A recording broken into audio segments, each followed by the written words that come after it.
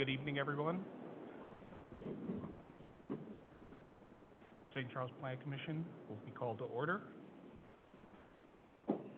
Roll call is Laurel Mode. Here. Gina Lawson. Jeff Funk. Colleen Bisa. Here. Zach Ewald. Here. Dave Rosenberg. Here. Gary Gruber. John Fitzgerald. Here. Thank you.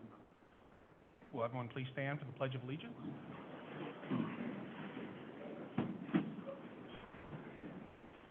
Pledge allegiance to the flag of the United States of America and to the republic for which it stands, one nation, under God, indivisible, with liberty and justice for all.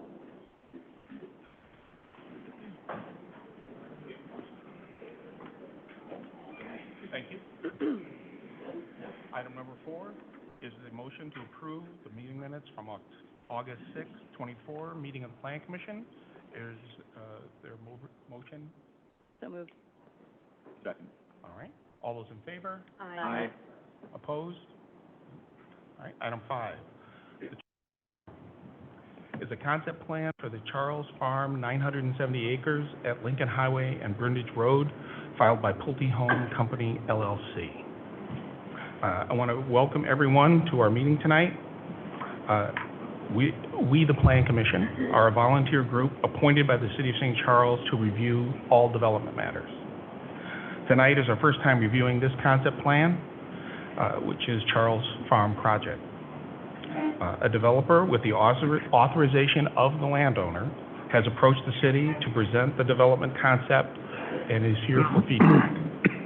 The Plan Commission reviews all concept plans. The city encourages developers to come in as early as they can in the design process, so we appreciate the applicant doing so. The intent of our concept plan review is to provide an opportunity for all of us to hear comments, concerns regarding the potential project as early on in the process as possible. There is no formal request for any action by the city. Such a request is to receive comments and feedback only. So that is the purpose of the meeting, and we appreciate everybody attending and also providing their voice for these comments. As Plan Commissioners, we are tasked with evaluating how this proposal fits with good planning practices and adopted planning documents, and we will review this proposal from a land use and site design standpoint tonight. At the conclusion of tonight's meeting, each Plan Commissioner will provide comments and feedback to the developer about what has been presented. We understand that this proposal will impact residents of the community outside of the city, including our neighbors of Greater Kane County, and we welcome your input tonight. Regarding our steps for the process tonight, following tonight's meeting, the next step will be the concept plan review with a presentation to the city's Planning and Development Committee. The Planning and Development Committee is a committee of the whole and has 10 alderpersons on that committee. The meeting date could occur as soon as October 14th, but I don't know that that has been formally set yet for that agenda. Is that correct? Right. So I'm sure this will be posted. I'm sure all of you will have interest and are welcome to attend that meeting also, as well as tonight. Thank you. The committee would receive and review and feedback gathered by the Plan Commission tonight. So we have a court reporter, and everything will be provided to them in transcript, and I believe some of our elected officials are here tonight. Once the Planning and Development Committee provides their feedback, that will be the end of the concept review. The developer will have an opportunity to consider all of that feedback and decide how they would like to proceed. I would ask staff to make a brief presentation and introductory comments on the plan. Thank you.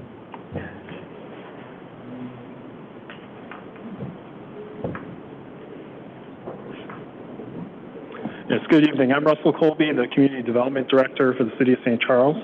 I just wanted to provide a little bit of background on the property before the developer presents the concept plan.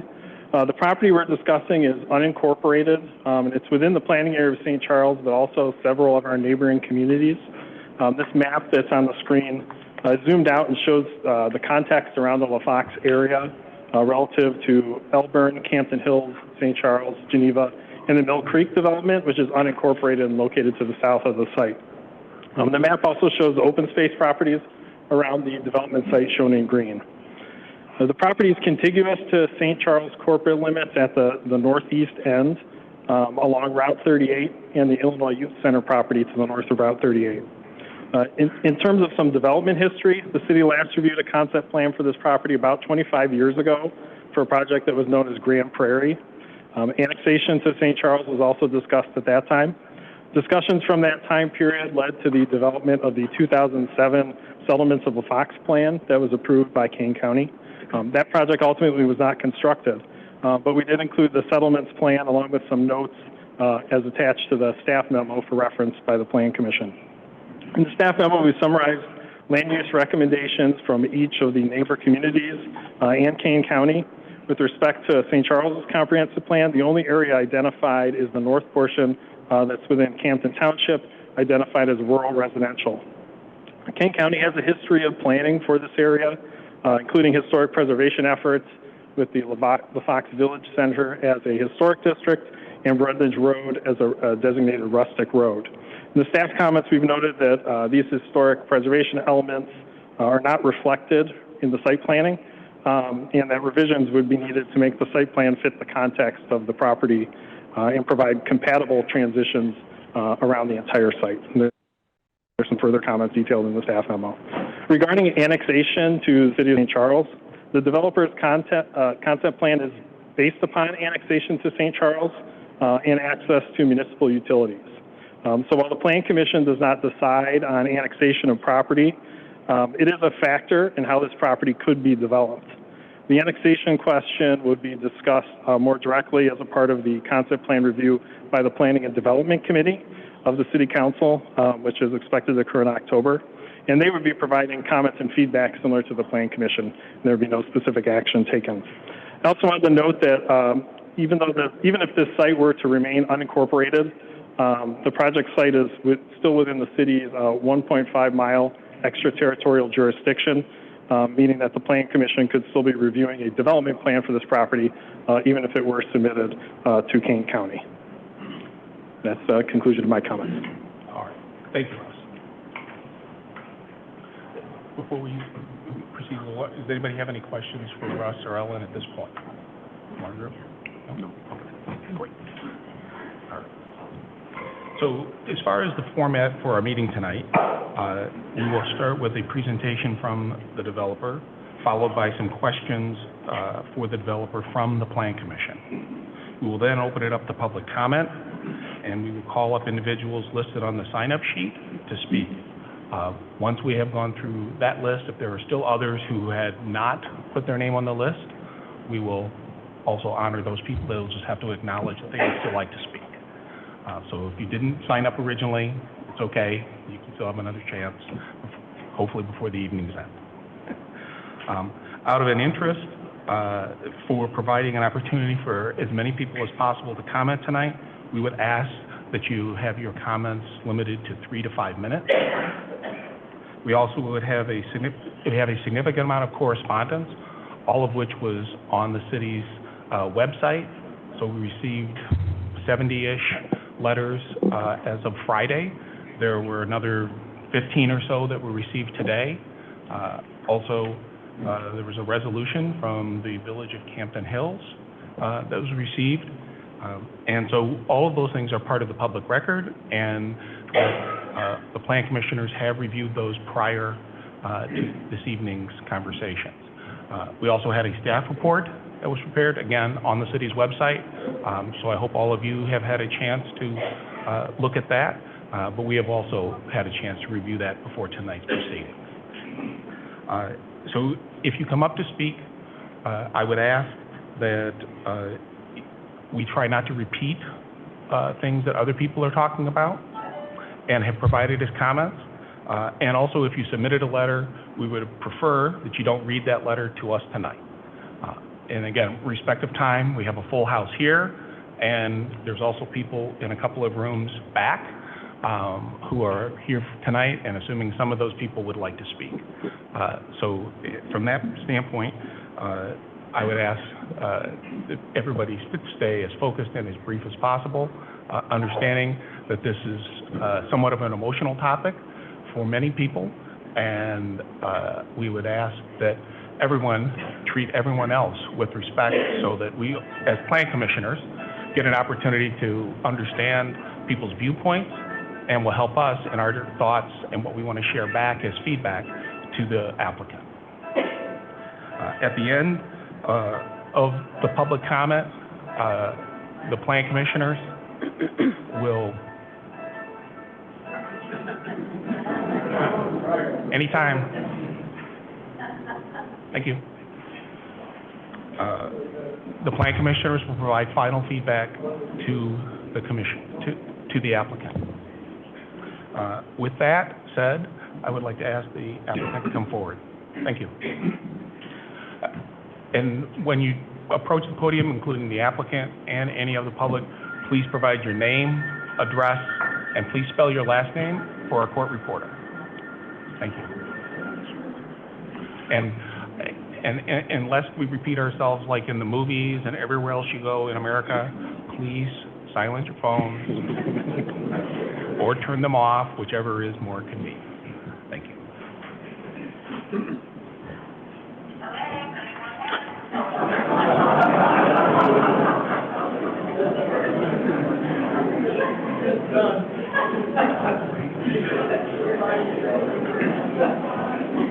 All right. If we could, we have a full evening. And again, I would like everyone to be respectful of everyone who speaks tonight for or against this application.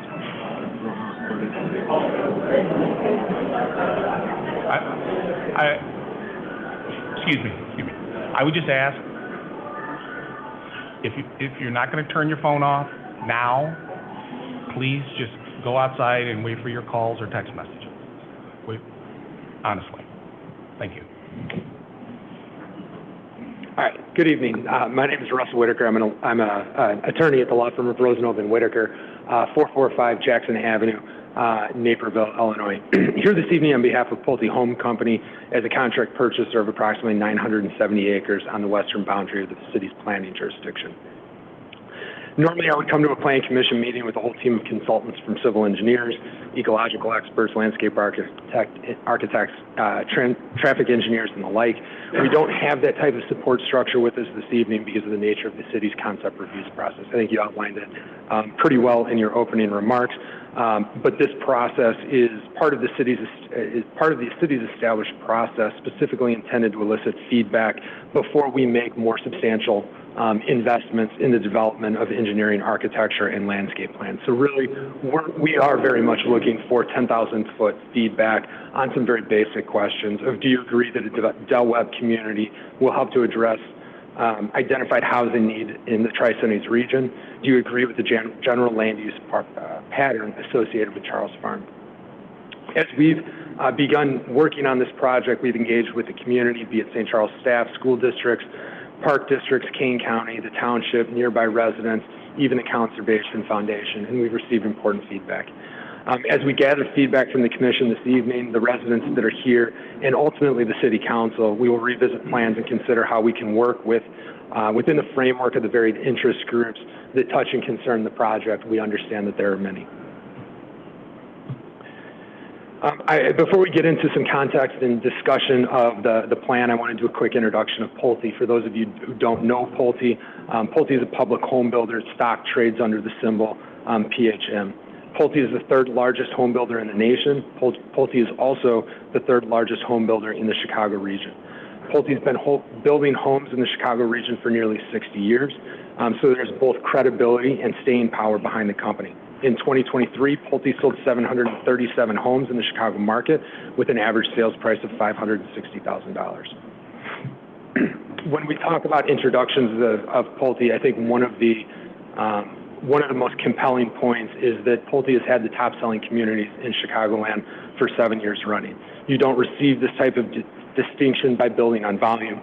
You earn this type of distinction by focusing on Class A communities like St. Charles. You earn this type of distinction by understanding market dynamics. You earn this type of distinction by making extraordinary investments in your communities. We believe that Charles Farm will become one of Pulte's next top-selling communities in Chicagoland.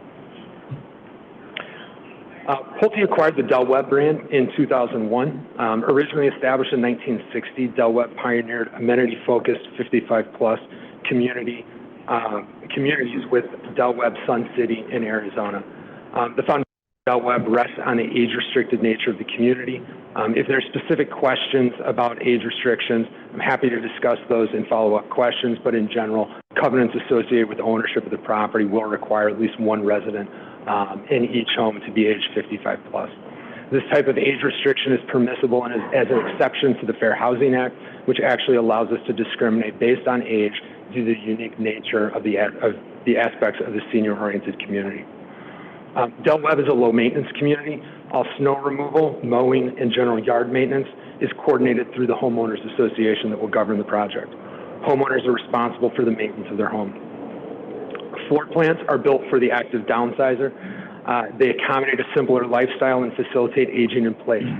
By way of example, zero entry front doors and showers. We have wider hallways to better accommodate mobility assistance and residents aging in place. Kitchens are specifically designed for residents who have mobility limitations. The community is built around socialization. We know that socialization is a critical component of long-term health for our seniors. All Del Webb communities are built around a large amenity center which encourages socialization amongst members in the community. Each community employs a lifestyle director who is responsible for engaging senior residents and coordinating a very active events calendar. The image on the screen now represents activities at Lincoln Prairie by Del Webb. There are 5 Del Webb communities in the Chicago metro region. They range from 677 to 5,489 homes. These communities are regional destinations. Lincoln Prairie by Del Webb, which I mentioned a moment ago, is the most recent and only active construction Del Webb in Illinois. This community grand opened in 2002 with 2,500 leads as part of the appointment process. We continue to see very strong demand due to the limited market supply of master-down single-family homes. This map shows the origination address for buyers, people who actually bought homes in Lincoln Prairie by Del Webb. Approximately 60% of buyers originate from the immediate market area. The other 40% of buyers are either relocating to be part of the Del Webb community or to relocate closer to adult children. Context is important. I know Russ mentioned this. I wanted to share the site plan. There's historical context related to this project. There's things I think we knew and understood certainly or into the project, and we've learned a lot as a result of the discussions we've had over the last couple of months. I'm going to start talking about context of settlements of LaFox. As Russ mentioned, in 2007, Kane County approved this plan for a large-scale development known as Settlements of LaFox. The project encompassed 1,247 acres, so that's larger than the footprint of the current proposal for Charles Farm. Notable areas excluded are to the southwest, which is property separately owned, a parcel on LaFox Road that was previously conveyed to the LaFox Association to have and hold as open space, and finally, all of the property east of Brundage Road, which was acquired by the Kane County Forest Preserve and is now dedicated open space. Total acreage not included in the Pulte plan is approximately 280 acres, the vast majority of which is now dedicated open space. The settlements plan, a little bit about what it actually approved. There were 1,275 single-family homes and townhomes. There were 442 multifamily units, an unspecified number of assisted living units, and significant commercial components located both north and south of the railroad tracks. Based on a review of the traffic study, I believe those commercial areas represented approximately 230,000 square feet of commercial space. In total, that's 1,717 plus dwelling units, that plus representing the number of assisted living units that we don't know. In 2008, we had the Great Recession. Housing markets were decimated and the settlements project never moved forward. Underlying approvals for the settlements are now expired. Drew also mentioned historic districts. There are 2 of them. adjacent to the Pulte property. I want to be clear that no part of the Pulte property is within either of the two historic districts. As such, there's no legal restriction on the Pulte property. However, we certainly acknowledge that development of the property that is adjacent to the historic districts must be sensitive to the nature of those districts. I'd start taking a quick look here at the Brundage Road Rustic Road Corridor. This Rustic Road Corridor was established in 2005. There's 7 features along the Brundage Road Rustic Road Corridor that are specifically regulated or protected. More specifically, these features relate to the 3 farmsteads on the west side of Brundage Road and 4 single-family homes on the east side of Brundage Road. In general, the legal restrictions on these 7 properties relate to tree preservation and setbacks from Brundage Road. With one exception, the prescribed setback on these 7 properties range from 35 feet to 60 feet. Our plan, and we'll see in a couple minutes, acknowledges the Brundage Road corridor.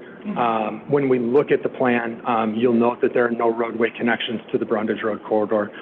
You will also note that we maintain a 30 to 50 foot setback to Brundage Road, which is generally within the character of the legal restrictions that are imposed under the Brundage Road Corridor Management Plan. The LaFox Historic District is sort of located on the other side of the project. The district was established in 1994. It's a linear district consisting of 25 properties centered on the railroad tracks.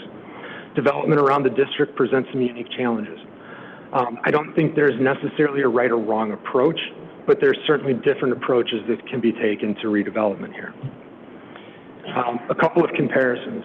We're looking at the settlement plans on the left. The approved plan for the settlements of LaFox tried to integrate new residential and commercial development within the LaFox district. It's a very dense and aggressive town center plan, one that's probably unrealistic in today's commercial real estate market. The middle plan speaks to happenings that occurred since the approval of the LaFox settlement plan. That is the expansion of Bunker Road that the county is undertaking next year.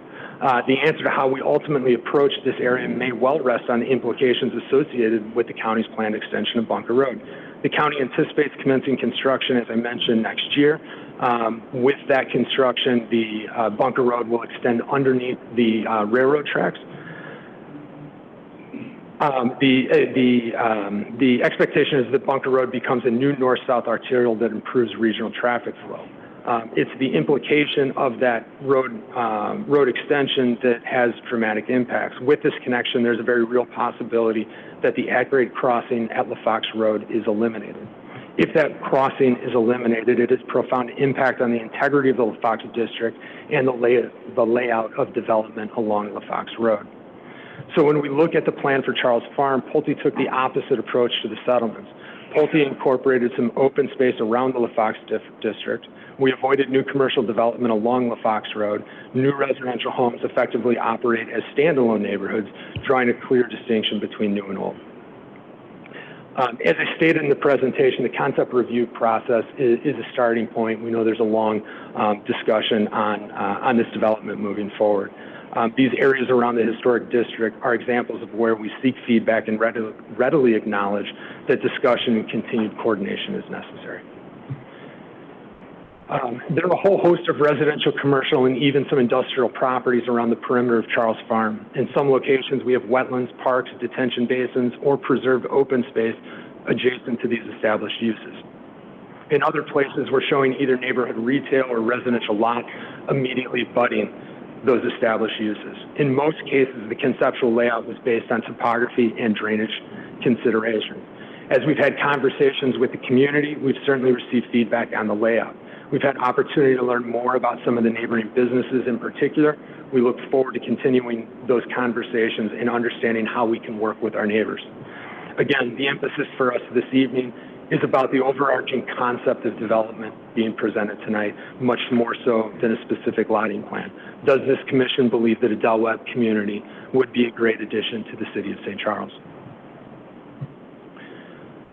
Continuing the theme of context around the site, I want to spend a few minutes talking about relevant planning documents. The Kane County 2040 plan is the county's version of a comprehensive plan.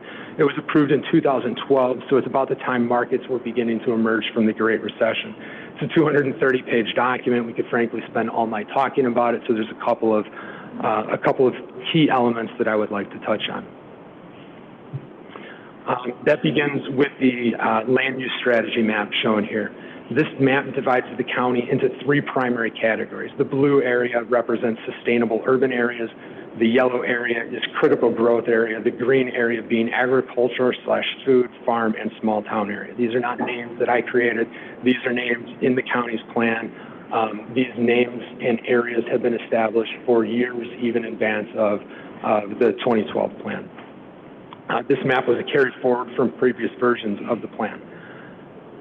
These categories or development areas are consistent reference points throughout the plan. Here we see the area of Charles Farm identified on the land use strategy map. The property is approximately 2 miles west of Randall Road, squarely within the area designated by Kane County as the critical growth area. The county's vision for this area is just as it sounds, growth. Demographic projections. The 2040 plan looked at historic growth that had happened in the county, and it talked about how to handle growth that was going to be coming in the next 30 years. It looked specifically at this 30-year period and projected or expected 270,000 more residents, 95,000 more households, and 145,000 jobs by 2040. These growth projections represented an approximately 50% growth in Kane County population over a 30-year period. We pulled census data to look at the reality of the last decade plus and understand how the reality compares to the expectations that were set in the comprehensive plan. Is Kane County developing at a faster pace than was expected, anticipated under the plan? Here we see that between 2010 and 2022, the Kane County population grew at a clip of 0.4%. That's not 0.4% per year, that's 0.4% over a 12-year period. During that same period, we see on the bottom line that the St. Charles population actually declined by 0.6%. This chart is figure 5 from the 2040 plan. We've updated the chart to reflect census data from 2020 and compared the actual growth with expected growth under the 2040 plan. Focusing on 2020, the blue section of the bar represents actual growth, where the yellow is representative of what was expected to occur under the county's plan. The county is, rough numbers, about 80,000 residents short of anticipated population growth. This provides some perspective on the type of new development that would be necessary to align with the county's vision for growth. Understanding the Pulte property is within the critical growth area and that the county has failed to meet growth expectations, I think the question becomes one of format or structure for development of this property. So to better understand that, we looked at the 2040 county-wide planning goals. There are a couple of goals that in particular I think are apt to the discussion this evening, and that starts with housing. The county's stated goal is to create a range of housing opportunities and choices that meet the needs of the projected population growth and changing demographics. When we move on and look at what it says about the land use and built environment, the plan says under land use that they want to collaborate with municipalities to ensure that 50% of the area of the county is in agriculture and open space by 2040 by focusing compact mixed-use development within established urban areas, employment centers, and along transportation corridors. As we think about these goals, I would point to some empirical data from the most recent census. Demographics. If we're building housing to meet the needs of the community and how the population is growing or not growing, we need to understand the composition of the community. These charts show pretty dramatic changes in the makeup of the population of Kane County and St. Charles over a relatively short period of time. Kane County data sets show the change that has occurred over the most recent 10-year period. Roughly 4% drop in residents aged 19 and under. While we're losing kids, the senior population is growing as a percentage of the whole population. Residents in age 50 plus now represent 34.2% of the total population. That's a 7% increase in that age cohort in 10 short years. St. Charles numbers are represented at the bottom of the graph. These numbers provide a 20-year window, which exacerbates the impact. You see about 9% fewer student age residents over a 20-year period. you see that the 50-plus age cohort nearly doubling over that same 20-year period. Resident population age over age 50 has risen from 26% of the population to 41% of the population. As a result, the median age of the population has increased from 36 to almost 42 years old.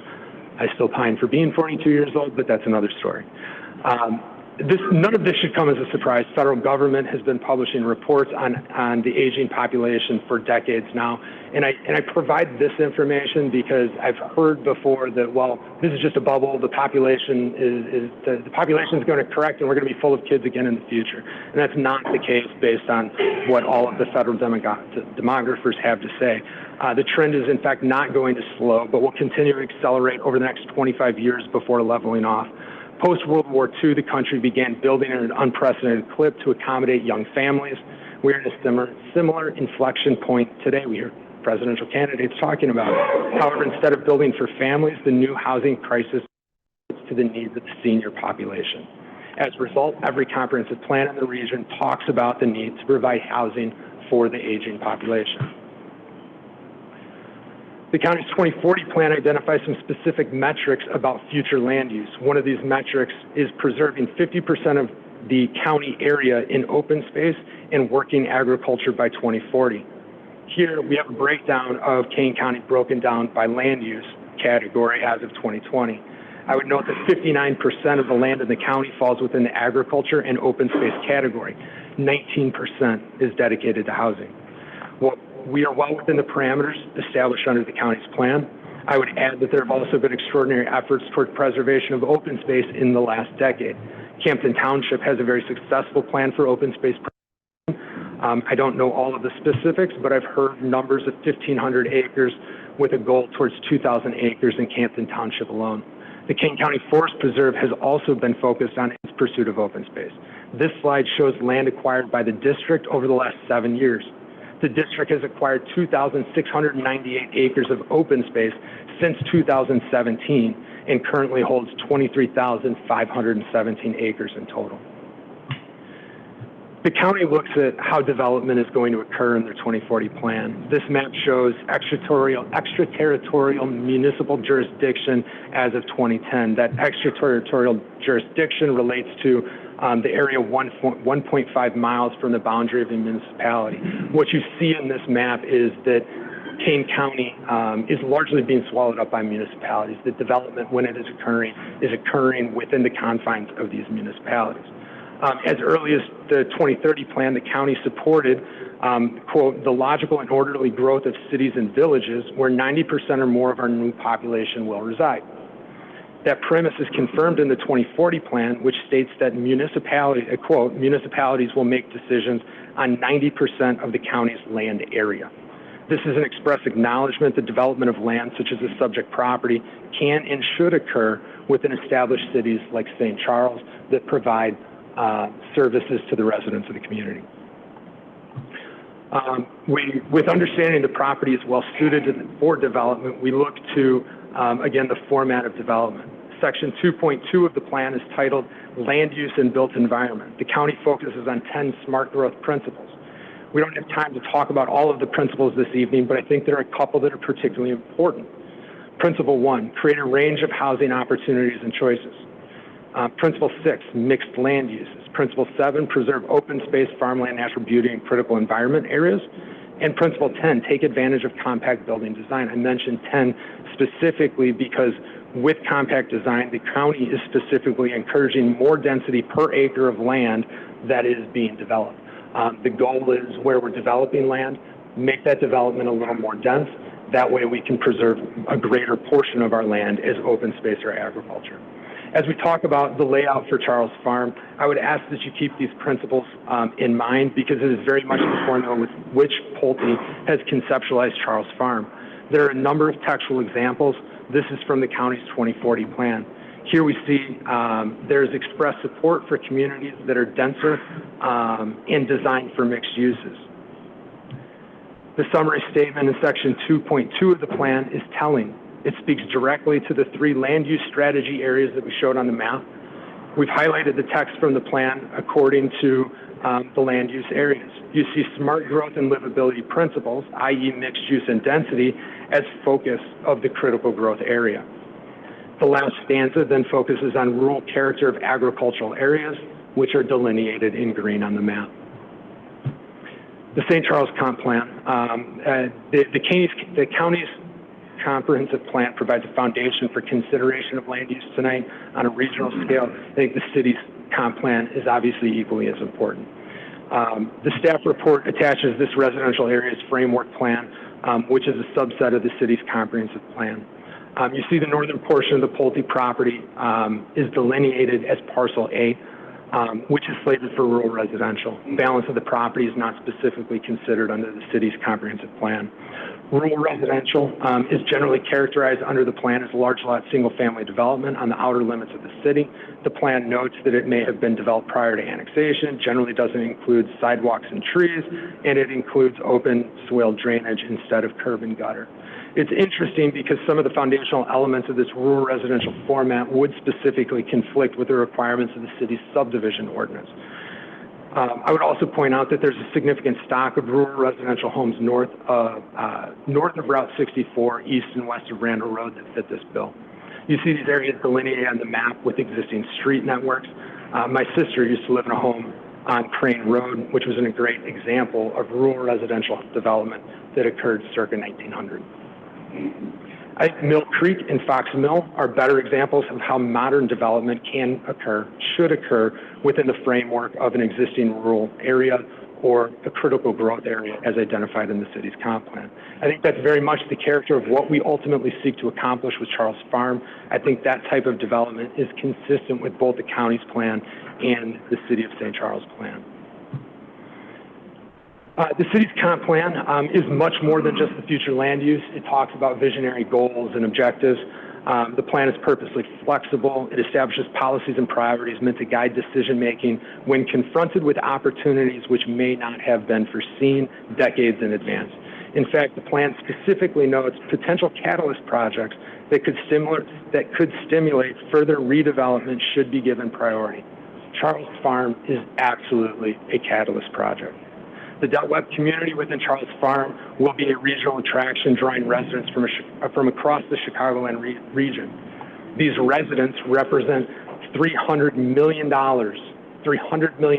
in new income, which will spur additional investment and redevelopment in both the Randall Road corridor and in local downtowns. We've engaged both planning professionals and economists to detail these extraordinary impacts. These reports would be shared with the city if this project were to move forward with the formal zoning process. I think the other component that we have to talk about in the city's comp plan is senior housing. Pretty much every chapter of the city's comp plan emphasizes senior housing as a priority.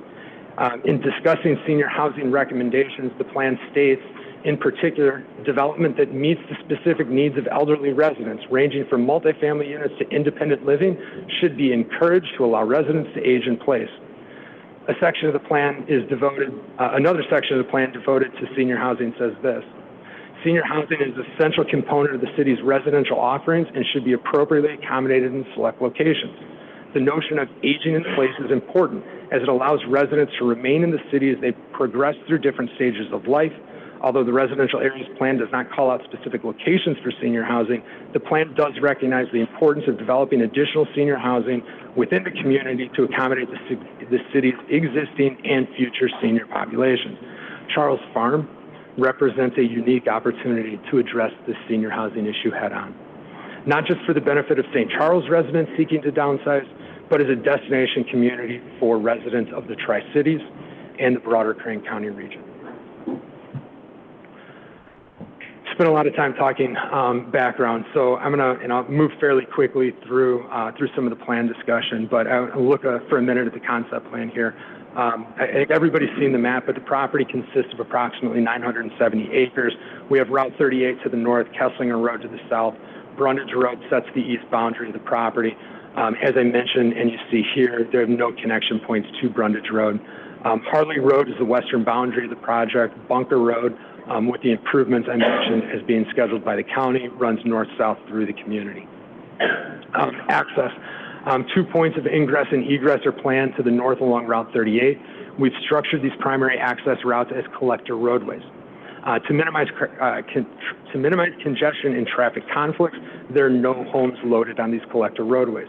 Instead, local streets funnel into collector roadways, the collector roadways ultimately connecting to Bunker Road to the west. This connection occurs at a new roundabout where we're proposing 15 acres of commercial development. The roadway design is, and the site plan in general is curvilinear in nature. This is consistent with the strategy of clustering pods of development and preserving larger swaths of open space. It minimizes the footprint of the pavement surface. It reduces impact on external roadways. Note that there are only 2 curb cuts on Harley Road, 2 curb cuts on Bunker Road. There are no new curb cuts on Kesslinger Road. We also think the curvilinear design results in a more interesting subdivision. I would cite Fox Mill as an example of a subdivision that uses curvilinear design well. I mentioned the commercial development. We've planned 15 acres along Bunker Road. I've come to understand that the commercial label on this plan has caused some confusion over the intent of this area, so I want to be clear. We very much intend this area to be neighborhood-type commercial. It is single-story, locally focused, primarily service-oriented uses. Think dry cleaners, food service, other convenience-oriented uses serving the residents of the development. The commercial area in Fox Mill is probably a good example, albeit larger than scale than what we would envision here. I noted in the staff report a comment about potentially shifting the commercial node south to the intersection with Kesslinger. It's an interesting comment. We don't control all of that property, but that is certainly something that we would be willing to discuss on a move-forward basis. The residential plan. The new residential development is the core of the concept plan for Charles Farm. The residential development can be divided into 2 sections. It is Pulte single-family residential community and a Del Webb age-restricted active adult community. This image highlights the Pulte series within Charles Farm. The Pulte portion will consist of 1,044 new single-family homes. The homes are arranged in distinct neighborhoods and clustered around common open space. Each neighborhood is based on one of 4 different single-family home types. Each home type is color-coded on the concept plan: the townhomes, the Spring Series, the Meadow Series, and the Estate Series. Each of these home types were programmed based on Pulte's demographic segmentation of prospective buyers in the Tri-Cities market. By offering 4 different series of homes, Pulte will reach a broader, more diverse pool of buyers. This diversity of product type is directly on point with directives under both the county's 2040 plan and general policy goals under the city's comprehensive plan. I'm talking about some of the individual components of the Pulte series. The townhomes in the Spring Series represent entry-level housing product. There are 2 neighborhoods of front-load 2-story townhomes. The townhome pods are strategically located along Bunker Road in this location here, proximate to the commercial center and the metro station.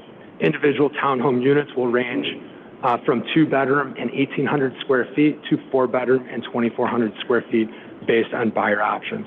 There are a total of 198 townhome units. This is the only attached or multifamily product in the concept plan. The Springs is Pulte's smallest detached single-family series of homes. There are 3 neighborhoods of Spring Series homes, 1 neighborhood to the north along Route 38, 2 neighborhoods south of the tracks and proximate to the metro station down here. A total of 224 Spring Series homes are planned. These are 3-bedroom homes. Square footages will range from 1,700 up to 2,600 square feet if a buyer selects the largest footprint with all options. The Meadows and Estate series are Pulte's sort of bread and butter, built all over the Chicagoland region. The concept plan contemplates 5 neighborhoods of Meadow Series homes and another 5 neighborhoods of Estate Series homes. In total, 396 Meadow Series homes and 226 Estate Series homes are planned. Meadow Series homes will range from 1,700 square feet on the bottom end to up to 3,200 square feet. Estate Series homes will range from 2,900 to 3,200 square feet. Kind of helping to bring all of those numbers to life. It's a lot to take in. What we're showing here is a product matrix. The product matrix breaks down each of the series I just talked through, the towns, the springs, the meadows, and the estates in that left-hand column. We're then showing you floor plans down the second column. So you see, for example, in the estate series, there are 4 different floor plans. And then you can see how those floor plans kind of lay out. So the Riverton is a base 3,126 square foot model. Given the various options that a buyer could select, it may move up to 3,437 square feet. It may have 2.5 or 3.5 bathrooms, 2 or 3 car garage, and a buyer has 6 different elevation options, right? We provide a lot of different options on elevations because we want diversity of architecture along a streetscape. And as you can see here, there's a lot of different options for that architectural front facade. I would note Pulte does institute mandatory monotony controls to ensure that there is, in fact, a variety of architecture elevations. Elevations. Here we see the rendering of the townhome building. Actually, the image on the right is a rendering. Image on the left is a picture of an existing unit. Pulte puts a lot of effort into the design of the townhomes. I think that's really apparent in the very roof line, the articulation across the front facade, and various finishing touches such as dormer shutters and window mullions. Here we see representative elevations for each of the 3 single-family detached series of homes. You see the width of the home is increasing between the springs, the meadows, and the estate series. Architecture is traditional with a combination of gable and hip roof details. There's variation in building materials between siding types and masonry accents. You see a lot of covered front porches. This is consistent with Pulte's effort to activate the streetscape and encourage socialization. Looking back at the site plan, I want to make sure we point out the metro station. The metro station is here in the southern portion of the project. The train station is a primary mode of transportation. In planning, we always talk about leveraging transportation nodes for development potential. The settlements plan included multifamily units around the metro station. I believe there are 442 multifamily units in that plan. We consciously elected to focus on single-family homes around the metro station, given the context of the property. We think the single-family homes proximate to the train station will provide a strong alternative to downtown Geneva, also on the train line. You can see separate neighborhoods. You can see separate neighborhoods of townhomes, Spring Series homes, Meadow Series, and Estate Series homes, all within walking distance of the train station. We think this is particularly attractive for young families with a parent who may commute either regularly or periodically to work in the city of Chicago. Del Webb. The Del Webb community is a primary driver of the plan for Charles Farm. We've already talked about the 55-plus age restriction and the low-maintenance nature of every Del Webb community. A total of 967 homes are proposed for the Del Webb community. I'll note that density is a critical component of any Del Webb community. There are extraordinary costs associated with the construction and operation of a Del Webb community. The amenity center and the staff that operate the amenity center are primary drivers of those costs. We need a certain density or massive units amongst which to share those costs. Like the Pulte series of homes, the Del Webb community offers different series of homes. Here again, we're looking at a product matrix, this one specific to the Del Webb series. You see there are 3 different series of homes offered: the Scenic Series, the Distinctive Series, and the Echelon Series. Each series then offers multiple floor plans that may appeal to different buyer preferences. All of the homes are base 2-bedroom. In this table, we're showing minimum square footages for each plan. Similar to the Pulte product, there are certainly a variety of options that can increase those square footages.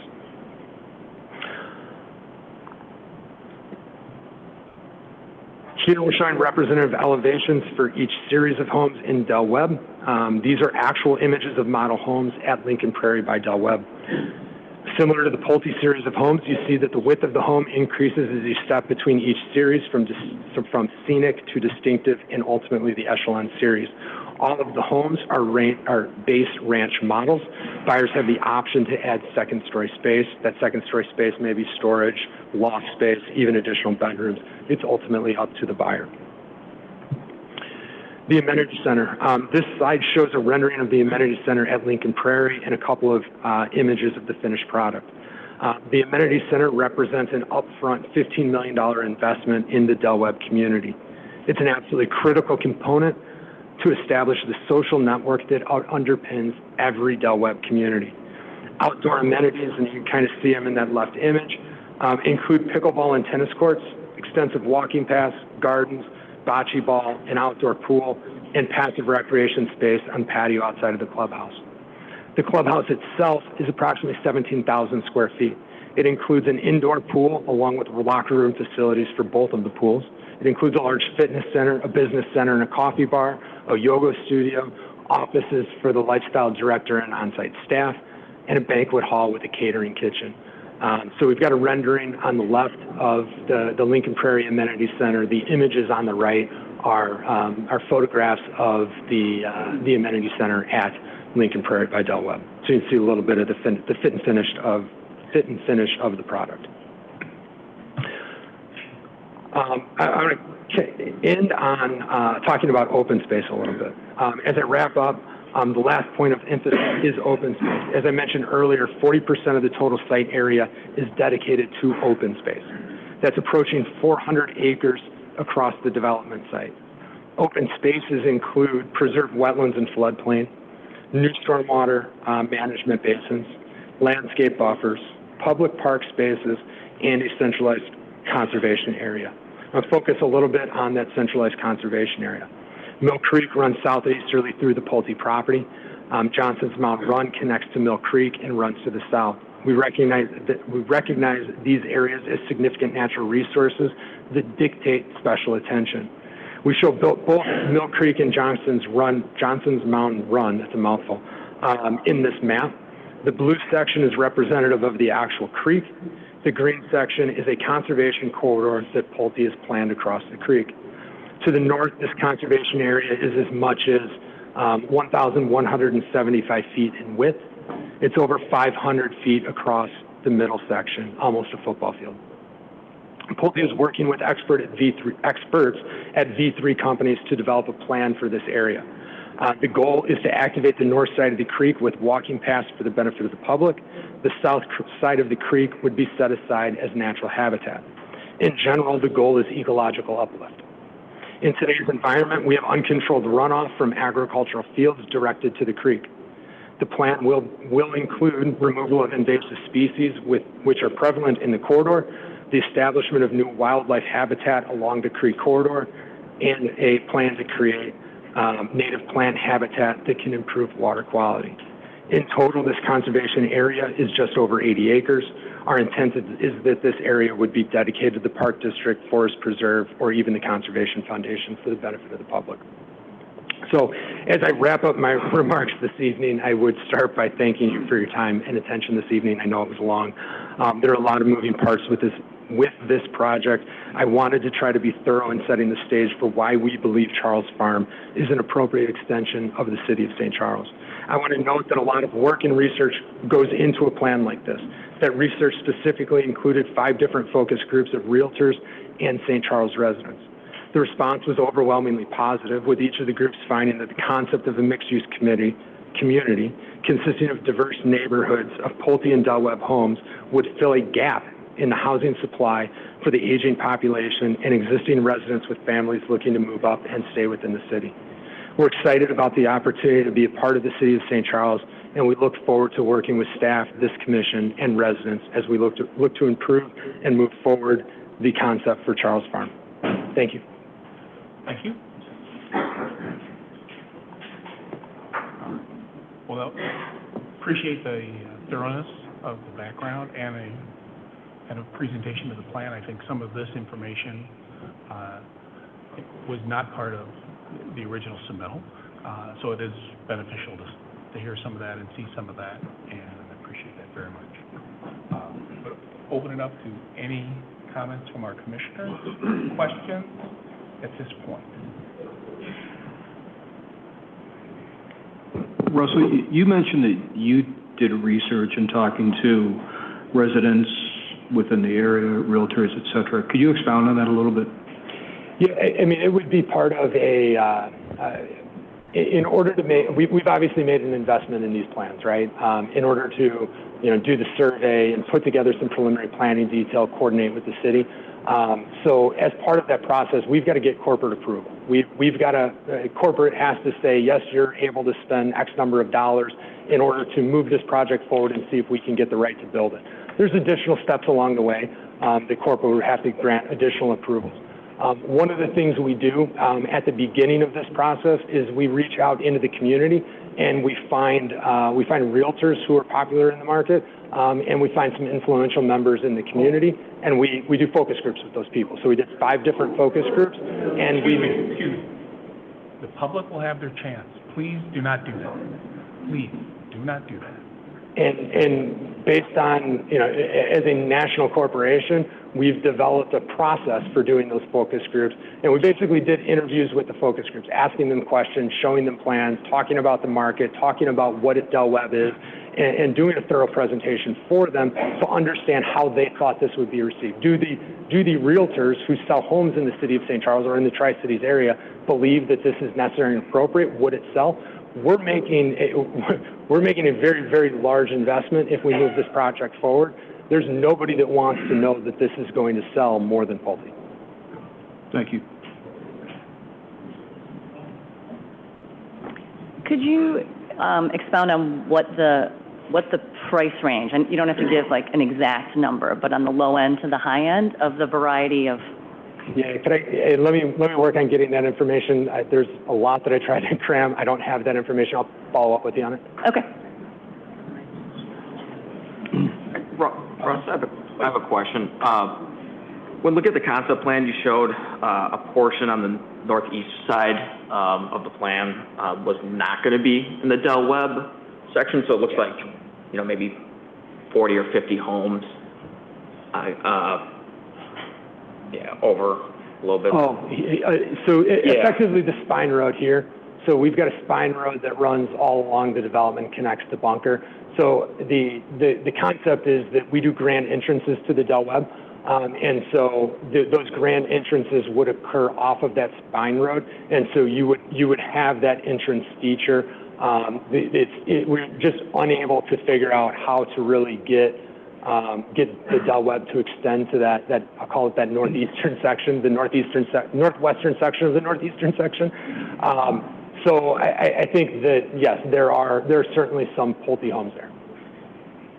I feel that, again, constructive criticism, I feel that, if you move forward, I think that, keep the Del Webb more condensed. I still feel that there might be opportunity to explore that for Del Webb, whether it's the larger lots and, it's not as many lots, but, I think that there's some opportunity, and it might allow you to shift maybe some of the properties away from some of the existing farms off of Brundage. So that maybe that's where you kind of juggle in and shift that spine road. I just, I like the concept of Del Webb. I think that it is a needed amenity for the region, age in place, senior housing. So I think that's something that's nice. I just think how some of the properties are shown butting up to, particularly the Brundage Road area, maybe some more transitional landscaping, transitional zones might help. The 07 plan had some fast, but maybe finding a compromise somewhere in the middle for those, whether it's with the detention basins, and some other naturalized features, or, just open space itself, which kind of leads me into another question. For the basins, is that naturalized basins, or is it like actual ponds? Yeah, that's been a bone of contention for me. I think when we put together the plan, it was put together with an intent to show the detention basins as being separate. There will certainly be a desire for some blue water features, specifically in this location. I want to say the amenity center is like 9 or 12 acres, something like that. And so we would look to have some blue water behind that amenity center. It's going to create a very grand setting for people who are sitting, out back having wine or coffee at that amenity center. But I think that we fully expect that a lot of these basins will be naturalized. I mean, there's a format of landscape improvement that's going to happen, and I think it's going to largely build off of what we do with the creek corridor. I think I tried to show that we've we've prioritized that creek corridor, and I think that we will certainly build off of that with landscape through the detention basins. Okay. Yeah, and I just would echo that, if there's opportunity to, in some areas it seems like there's a lot of smaller areas identified. I'd rather see larger areas than small fragmented ones, especially if they're naturalized, because it might just provide more, ecological benefit. And even if they're open bodies of water, it does look better to have a larger pond than a small pond. So that's just some comments as of right now. So you spoke quite a bit about Del Webb and the importance of the amenity center and walking paths and et cetera. Have you considered, has Pulte considered an amenity center for the larger population of over 1,000 homes, and how will you connect the neighborhoods with walking paths and so forth in the other area that's outside of Del Webb? Yeah, we haven't planned an amenity center for that section of the community at this point in time, but we have planned parks for sure. So if you look at the plan, and the difficulty is the scale, right? We're looking at such a large-scale property here. But, I mean, there are neighborhood parks throughout. By way of example, there's a neighborhood park here. There's another large neighborhood park here. So what we've tried to do is we've tried to centralize neighborhood parks within the Pulte section of the community. That's very often what we do. We have done amenities for other single-family communities in the region of recent, so I think that's something that we would take back under advisement. Yeah, and I think even more so than that, the connectivity from a biking and walking perspective, whether it's to the train station or to La Fox or just community to community within the property. And that's 100% something that we would dial in on a move forward basis. We've only got one plan to look at today. So if we came back with a formal submittal, I think you'd probably see that we had 30 different plans, and one of those plans would show that there's sidewalks on both sides of the street, what the regional trail network is, we can't really connect to the north, but I think there's a real opportunity. There's just a ton of open space. I drive down Peck Road, and the area along Peck Road and the naturalized areas, the recreational center that was built over there is extraordinary, right? There's an opportunity to create some linkage so that these residents would be able to activate those areas, and those residents would also be able to get up through our community. That's 100% something we're interested in. Again, Pulte is famous for making these sort of extraordinary investments in their communities. Thank you. I would like to kind of add on to what Laurel was stating, because I think should you decide to go forward, it would be beneficial to see what that connectivity could look like, and not just within the community itself, but within St. Charles. I know bikeability and walkability is extremely important, and trying to increase that within the community. So being able to not just connect within this community, but what does that look like to La Fox? You're not responsible for taking it all the way to Elburn. Good catch. You're not responsible for taking it all the way to Elburn, but what could that look like? Because we've Elburn, La Fox, this into St. Charles, into Geneva, and how are we able to connect all of these communities? And what does your part of it look like? I mean, again, you're not responsible for taking it into St. Charles proper, but I would like to see a vision on how your plan actually enhances what the city might be doing. And we've tried already putting some of that stuff together, but there's a lot of different entities here between Geneva Park District and St. Charles Park District and Forest Preserve District and some private stuff in Mill Creek, and so we are absolutely working on that type of detail for move forward meetings. Okay, thank you.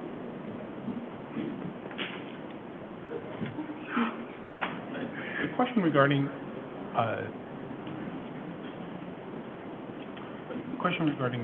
Del Webb is, it appears on the concept plan that the three kind of entrances off of your spine road will have kind of a feeling of medians and maybe have a gated feature. So will the access to the Del Webb community be gated and controlled?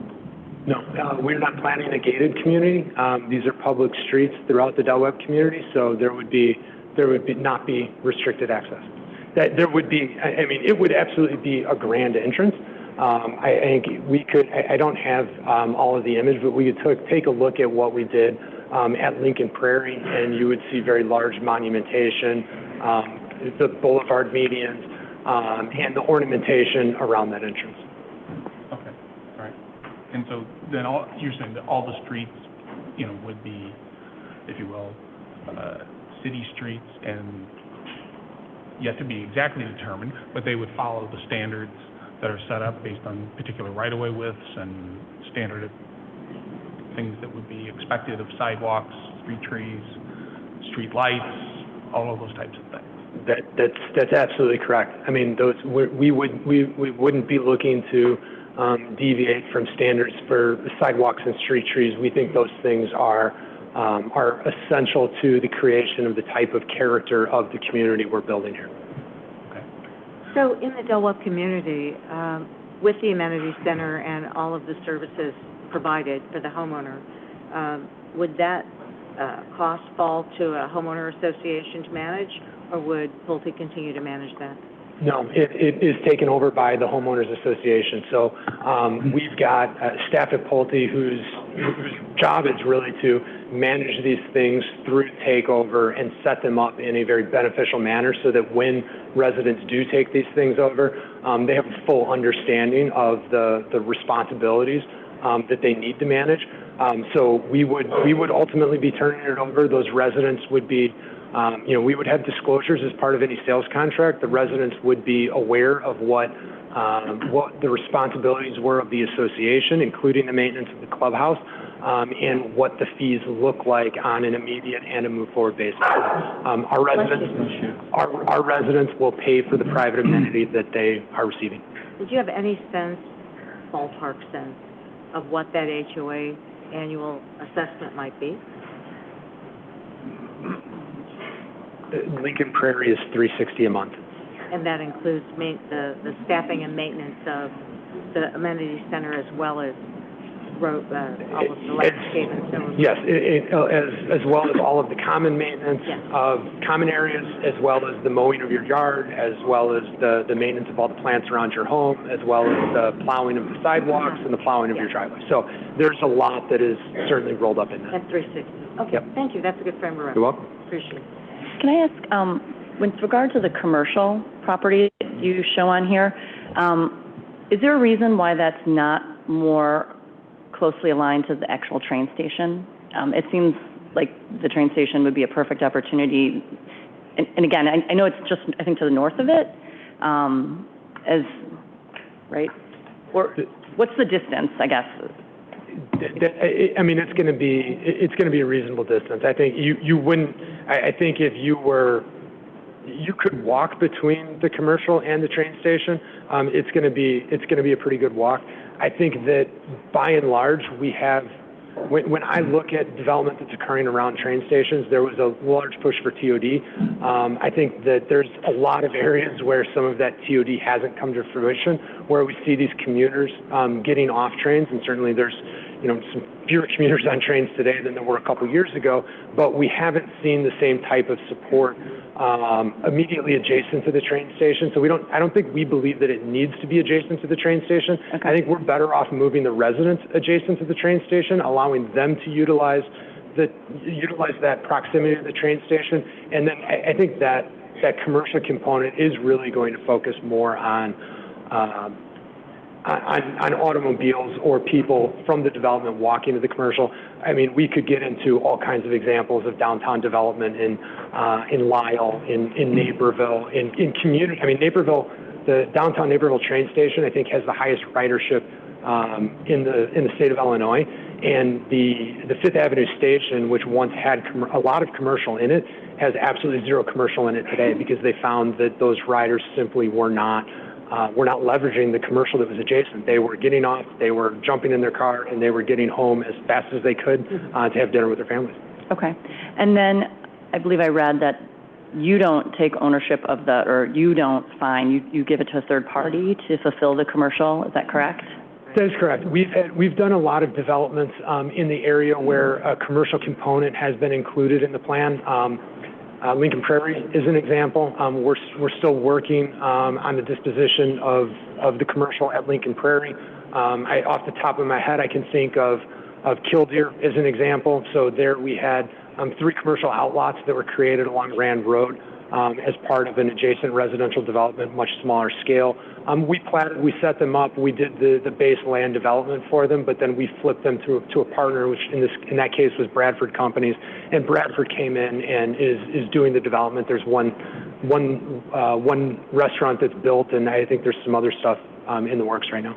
So I guess my question is, what's the, like, based on other that you've done, like, what's the percentage of how long it takes to get that filled? Like, what's the success rate look like? I mean, are we looking at empty storefronts, or are we looking at it gets filled within a year? I mean, we wouldn't be actively building that commercial. We would be looking for that partner to build the commercial. I think I would almost say, what are the, I mean, that commercial's a little ways out. So one of the things we didn't get into is a phasing plan.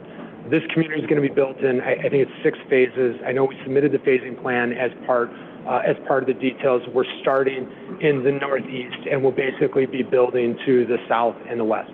So the commercial is not part of that first phase of development. The commercial is going to come in a little bit later when some of the resident population is established. I'm going to say this half jokingly, but what are the interest rates going to look like when that commercial comes? I mean, there's things like that are impacting the capacity to build and fill commercial space more than necessarily the market demand, at least in today's market. So I think it's very, very hard to predict. That commercial space is probably 6 years down the road if everything goes absolutely swimmingly. And then do you adjust based on that? So, you have it set aside for a certain certain configuration now, but if in 6 years interest rates are terrible, do you adjust? We absolutely could. So, I mean, we like to work with communities, right? We want to understand what the pressure points are, what the priorities are, and be able to respond. So Lincoln Prairie was very unique because in Lincoln Prairie, we set the project up and we had the Del Webb component, we had a Pulte component, very similar to what we have here.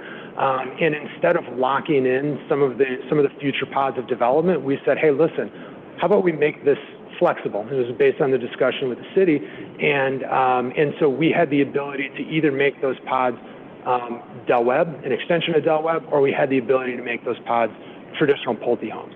And so, if we get into the details and that commercial component is a concern, I mean, I think that's something that we're absolutely willing to collaborate on, understand what the pressure points are, and figure out how to make that a win for the community. I think the mixed-use component is a net add. Mm-hmm. I referenced Fox Mill because I'm very familiar with Fox Mill, and I think this has that similar relationship to the community. Okay, thank you. So I have another question. So if this project were to move forward through all the phases, there's a significant infrastructure need on the part of St. Charles to support that project. It's pretty immense. Has Pulte forecasted what kind of tax revenue would be generated from the development of this project that would benefit the county and the city? Yes. I mentioned in the presentation that we are working with planners and economists, and we have them working on those studies. We've collaborated with city staff, and we're understanding water pressure and water needs, sanitary capacity, sanitary needs, needs from the fire department, needs from the police department. So schools are actually schools are the big winners here, right? So when we have excuse me. We would be respectful all the time, please. Please. So if you can see the red line on the concept plan here, it's located here. So this is actually the dividing line between St. Charles schools and Geneva schools. So a portion of the community will go to St. Charles, a portion of the community will go to Geneva. That's not uncommon. This happens all the time. When we build a Del Webb community, we know that there's, in this case, I think it was 967 homes. All of those homes are going to be taxed, and they're going to pay real estate taxes, and they're going to pay them to the school district as though those homes would send children to the school. But in fact, they're age restricted. They're going to be legally prohibited from sending children to the school. So we're going to have 967 homes that pay taxes to the school district, just like every other single-family home in St. Charles and or Geneva, and they're going to receive zero in the way of impact. And so when we do these analysis for a Del Webb or any other it's not Del Webb, it's age restricted. When we do these type of analyses for age-restricted developments, the biggest winner of any age-restricted development is always the school districts because it is a financial windfall, and that absolutely proved out with Lincoln Prairie by Del Webb, and we were able to get to agreement with the school district because they recognized that this was going to be a dramatically positive impact as a result of the tax receipts from Del Webb. Thank you.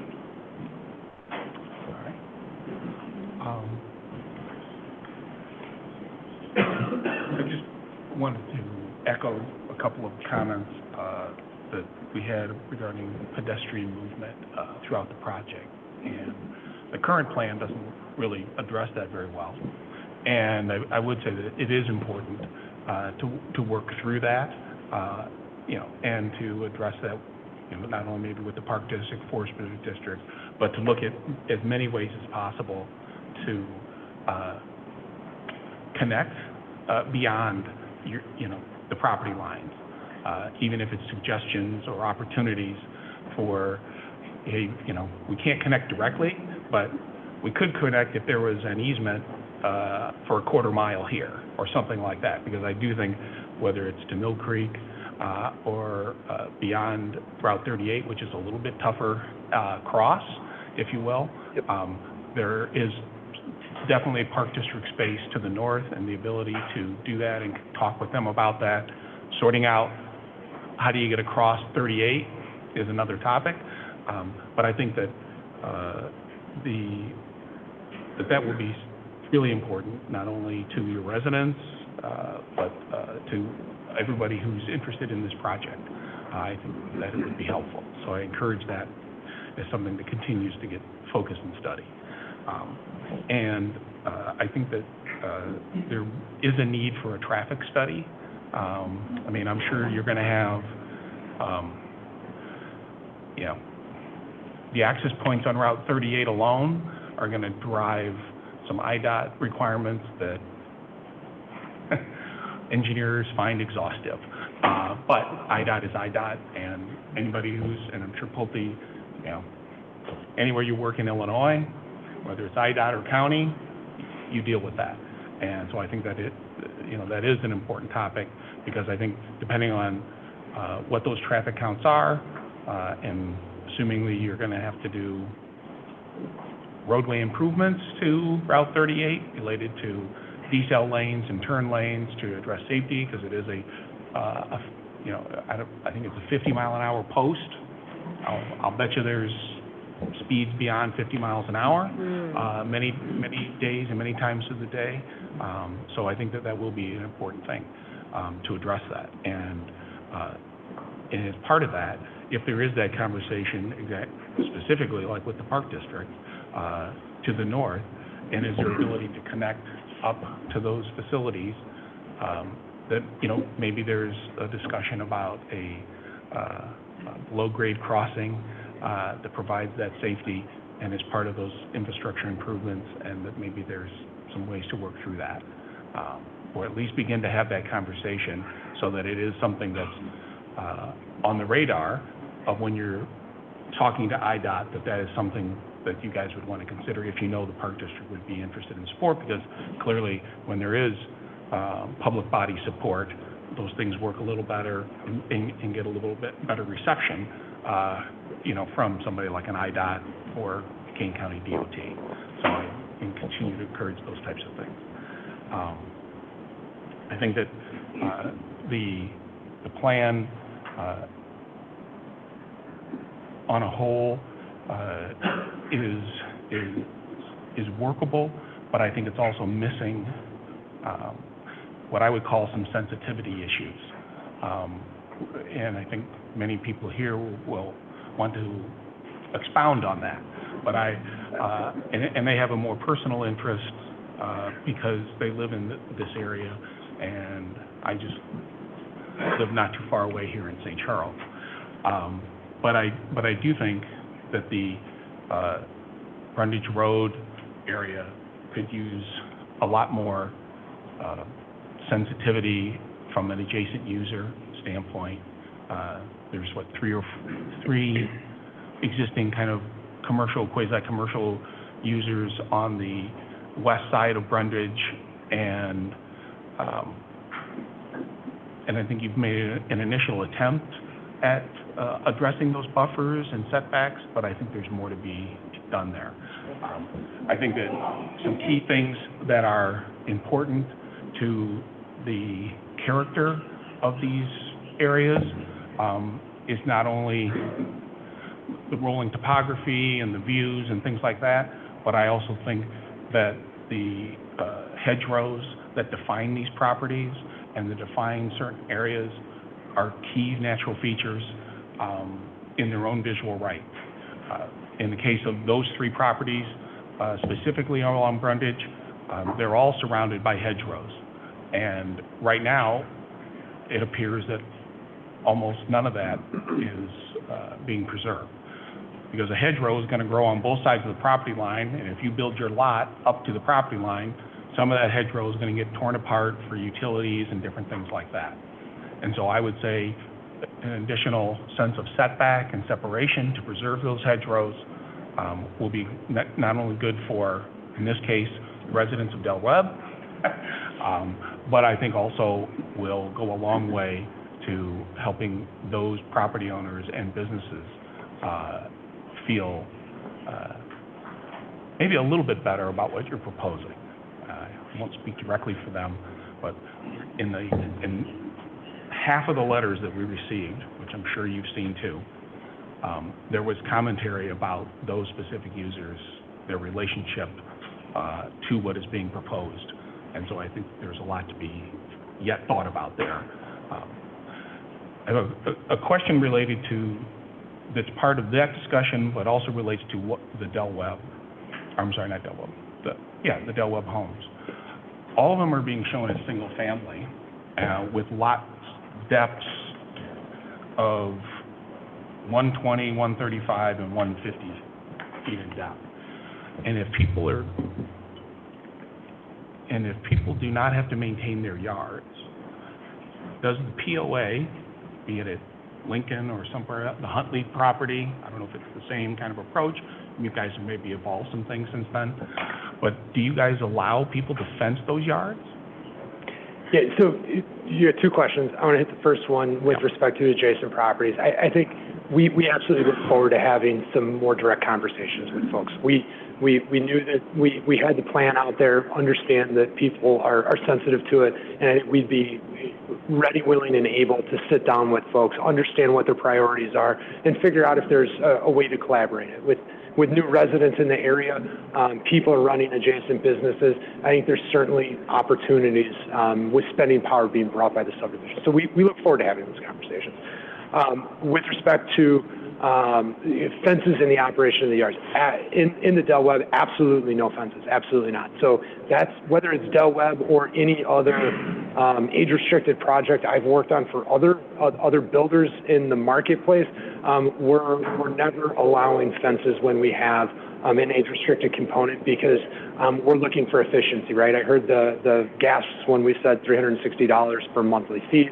If we allow fences, that number is going to increase dramatically because the time it takes to mow those yards is going to increase dramatically. People who are moving to this subdivision are not moving because they're getting half-acre lots. They're not moving because they want to put a pool in their backyard or a shed in their backyard. All of those things are prohibited. This is a different type of lifestyle, and people are moving here because they want the four walls of their home, and they like the separation to other homes, but they also know that they've got the amenity center and that getting out of their home and being part of a social community is an important aspect to them leading a healthy lifestyle. So with the exception of a garden area, there's really nothing that residents can do in their private yard because of the nature of the common maintenance. Okay, all right. And so that would also hold true for people, if you will, with dogs, with pets. Absolutely. Electric fences would be permitted. I guess I said all fences are prohibited, but electric fences would be permissible. We certainly understand and have a lot of residents with pets. Right. So we wouldn't want to stop that. But the physical barriers are what we would be looking to prohibit. Okay. Well, then that would lead me to a recommendation to reduce the depth in the lots. So that then 20, 30 feet of the current depth is removed off the rear and put into additional buffer and common space, which might end up being naturalized landscapes or, yet to be identified. But if people really only have if you will, a limited use of their property and not a full use, like as if I do when I own everything to the property lines, and if I feel like fencing or whatever it is, I have to meet codes, but I can do all those things. You guys are restricting that, I'm sure in full disclosure to everyone who comes either through your door, that they understand that, those things are allowed or not allowed. And so I would ask you to consider that, because I don't think that changes your, the square footage that you're offering and all of those types of things. And I would even say, I don't know what sort of front yard setbacks you're going to have, that even if you reduce the front yard setbacks, and this is likely, if it's going at any direction at all to a completion, it's a PUD, then I think that then a reduced front yard also goes to the porches and all those other things that are important in the architecture that has been shown so far, that I assume would be somewhat similar. And I think that having a tighter frontage to the street with porches and things like that is a fair trade-off to consider at this point. Yeah, and those are conversations we'd be happy to have. I mean, it's just metrics in a code, right? And so whether we have the lot line 125 feet or 100 feet, we can certainly make those type of changes. It's just then going to impact what the rear yard setback is, right? It's really kind of a fallacy in this sort of setup. But those are things that we would love to entertain. And then, we know that we can put, by way of example, we can put landscape easements. We've done that in the past. Some of the lots that are adjacent to existing residents are already oversized. And so it would be easy to create some landscape easements in those areas to make sure that there was separation, that there was new landscape going in, maybe berming going in order to figure out how we best relate to the adjacent community. Yeah, and I would, because I think I offer these things understanding this is a concept, but I offer these ideas from the perspective as you proceed with this, these all come into the dynamics of exactly how you're designing certain features in certain ways that all the parts come together, and that landscape easements on the back of people's yards are probably not a good idea. I think that if it's going to be open space or controlled by the POA or whatever, then it's just not on their lot. So then you don't get people encroaching a little bit or adding a little bit or doing things. And you see park districts run into this problem. You see forest districts run into this problem, and it'll just kind of seep into the POA also spaces. So I think that if it's theirs, it's theirs, and if it's not, it's not. And easements are for utilities and other things. Yeah, and really, I only make that statement because sometimes when adjacent residents see that there's a landscape easement, and that landscape easement might be on association-owned property, but then we're making an external commitment and we're saying that we guarantee that we're going to maintain this area as landscape and we're going to do it in a certain fashion. So I think when I say landscape easement, I think we can use that term or that kind of mechanism to make some external promises to the community and the city of St. Charles about how we maintain those buffer areas. Okay. So I'm in complete agreement with everything you're saying here. Okay. And I think that there's been a request or an indication through our staff report regarding, if you will, a fiscal impact analysis. I'm glad to hear that you guys are started on that, understanding it's not been shared, but we're starting to have the appropriate conversations, setting up the framework for how to work through that and look at different options, and then share that with our staff and appropriate people to kind of give you feedback on those things, because it is a critical thing for our community from an annexation standpoint to consider. And so sure you guys will continue on that line, so that I agree with that 100%. Understanding the scale of this is sometimes a little bit challenging to identify park spaces and things like that that are actual park space versus just kind of like some buffer zones. And you weren't trying to show all those opportunities or all those things.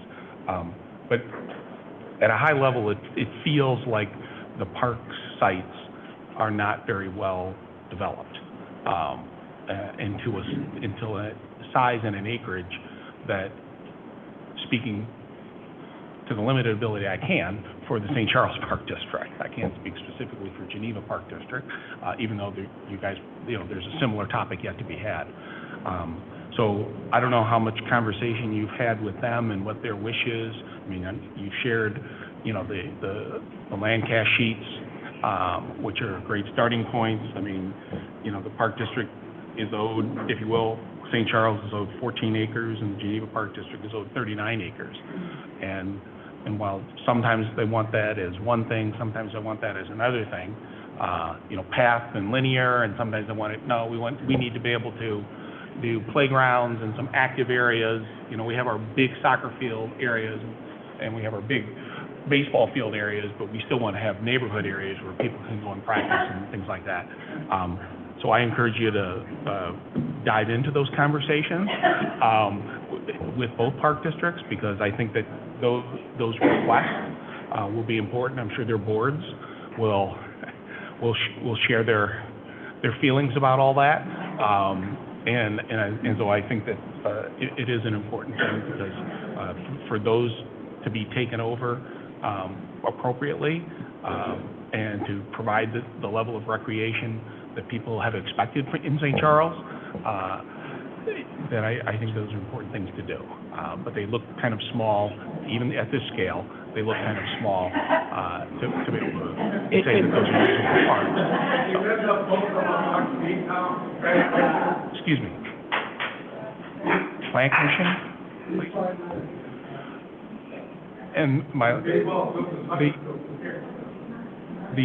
I have one comment regarding the commercial area.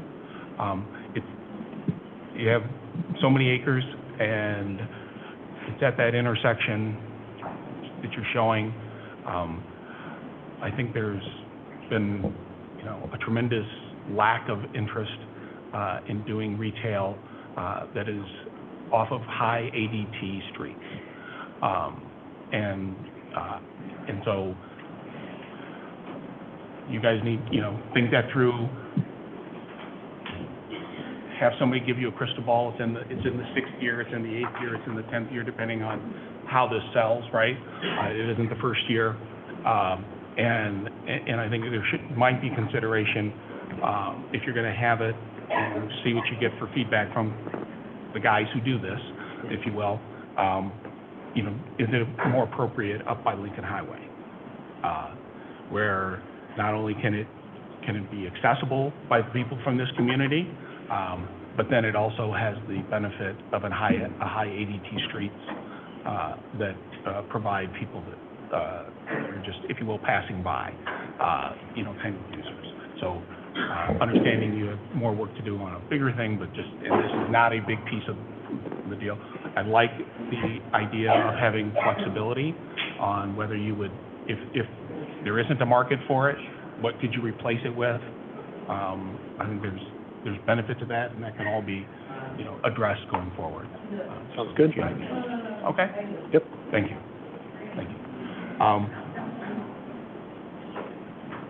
I'll just take one moment to just say, do our Plan Commission members want to take a 5-minute break before we start in the public comment?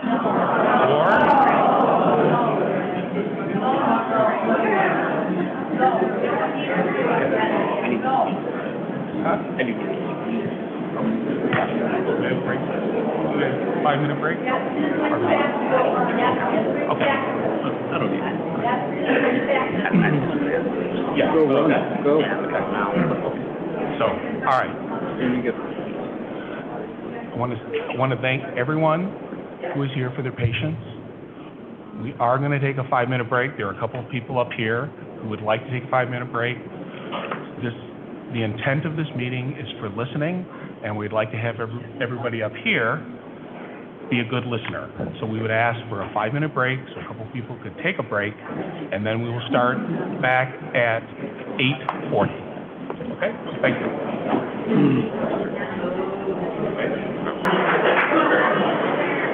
Ladies and gentlemen, if we could take our seats, and we will begin our public input. We have a list of people who have asked to speak, about 20 or so, and so we will call you up one at a time, just based on how you signed up on the list, and we would ask that you give your name, spell your last name, and your address, please, and we will begin. Thank you. Drew Franz, please. Good evening. Thank you, Mr. Chairman, members of the commission. My name is Drew Franz. I live at 1N545 Brundage Road, Elburn, Illinois. And I'd like to also thank all the residents that showed up today, but please try and keep it civil. They did a good presentation, and we're going to do the same thing. The first 5 speakers we kind of organized from our group, but there'll be obviously a lot more after that. Again, my name is Drew Franz. I'm president of the LaFox Civic Association. I previously represented this area on the county board and the Forest Preserve Board for 15 years. I was actually involved in the writing of the 2020, 2030, and 2040 plans, which I'll bring up a little bit later. I'd like to, before I get going with my main body of my presentation, I'd like you to look at the map that we brought up.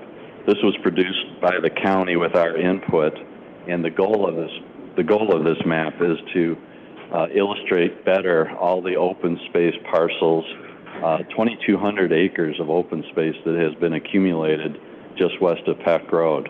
Let me see if I can get the cursor. This area right here is Geneva Prairie Green. That was purchased by the city of Geneva to be a western terminus of their development, and it also acts as a water storage and aquifer recharge area. These lighter green parcels are all King County Forest Preserve. As was already mentioned, these 2 parcels were once the Bluffs to St.Charles proposal, and I've stood here twice over the last 25 years opposing certain things, so that was one of them. To the north, the dark green around the Illinois Youth Center is St. Charles Park District. I understand that the state owns the land and it's leased to the Park District.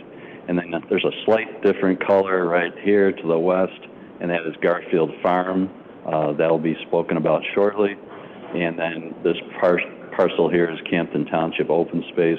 We also have a representative from there. So a lot of people have worked for a very long time and spent a lot of money to put open space out in this area. And just for context, this is Harvest Hills. This is the closest neighborhood to this area.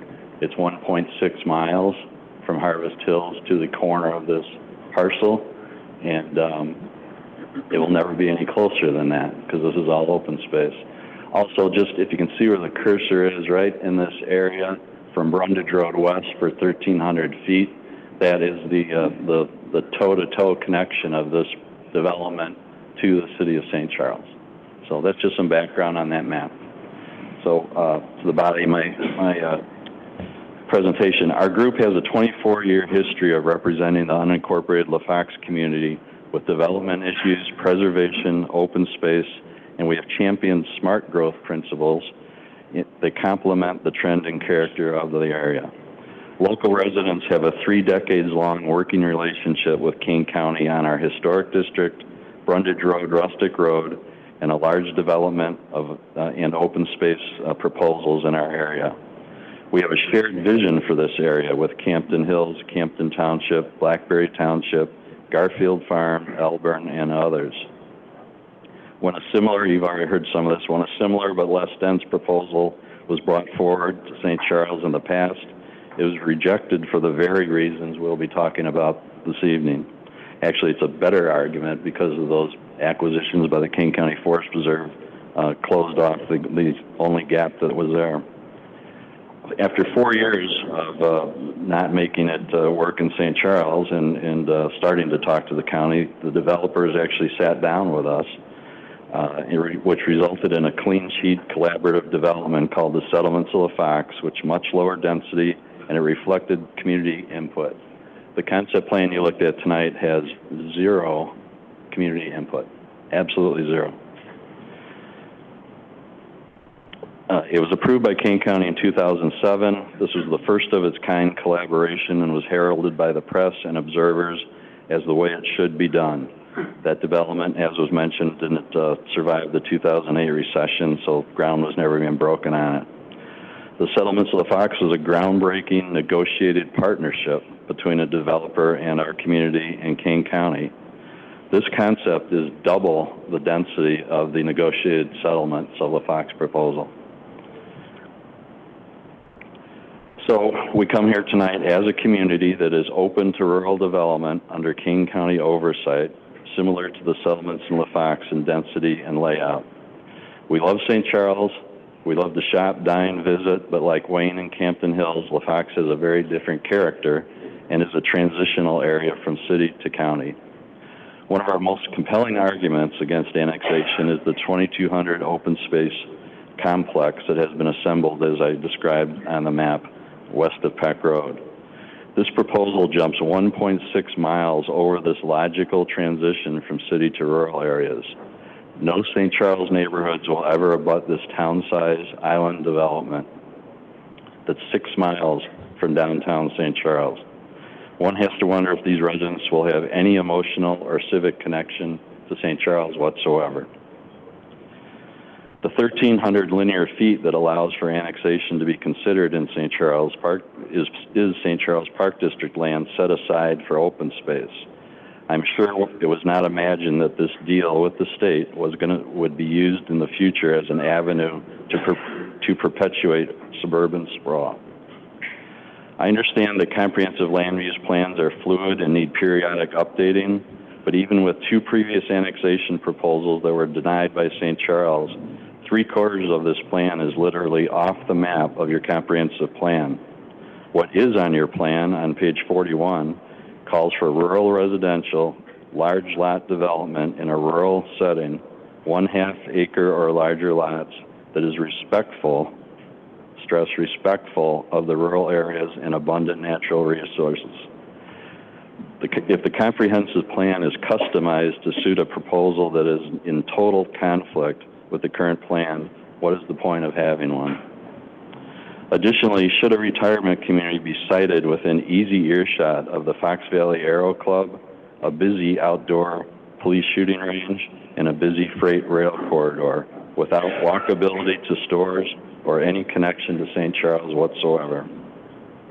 In addition to our historic district, Brundage Road is one of only 5 designated rustic roads in Kane County meant to preserve rural character, view sheds, and to promote agritourism. 4 destination farms have evolved on Brundage Road. All of this is totally ignored by this proposal and will be absolutely devastated by it. The proposal contains 2 miles of Mill Creek, a glacial cane, and an endangered species. It has been and continues to be sought after by 4 different open space organizations. This proposal has sidetracked those efforts that were on the cusp of a deal. The plan shows the glacial cane leveled, and it shows our woods clear cut. The developer's presentation this evening seems to envision Kane County as built out suburbia from corner to corner. And we're here to tell you that's not our vision, and I can tell you that's not Kane County's vision as was stated by the developer tonight. This plan makes no attempt to delineate school district lines and neighborhoods, and it creates havoc with agency boundaries, including upsetting fire district station planning and sending 3/4 of its students to Geneva schools. In conclusion, this proposal is way beyond tweaking. This is something where you can't send them away and tweak it. It needs to become a clean sheet redevelopment. They could reach out, talk to the neighbors, which has not been done. And we have an out-of-state developer that has a Texas land planner do a go-for-broke concept that looks at our area as a blank canvas to pack with tiny lots. It ignores the long history of preservation, open space acquisition, and being open to smart growth. A reasonable, happy ending of a right-sized development is possible, but it does not go through St. Charles, with all due respect. Please do not take the bait the developer is dangling and discourage them from moving forward with St. Charles. Thank you very much.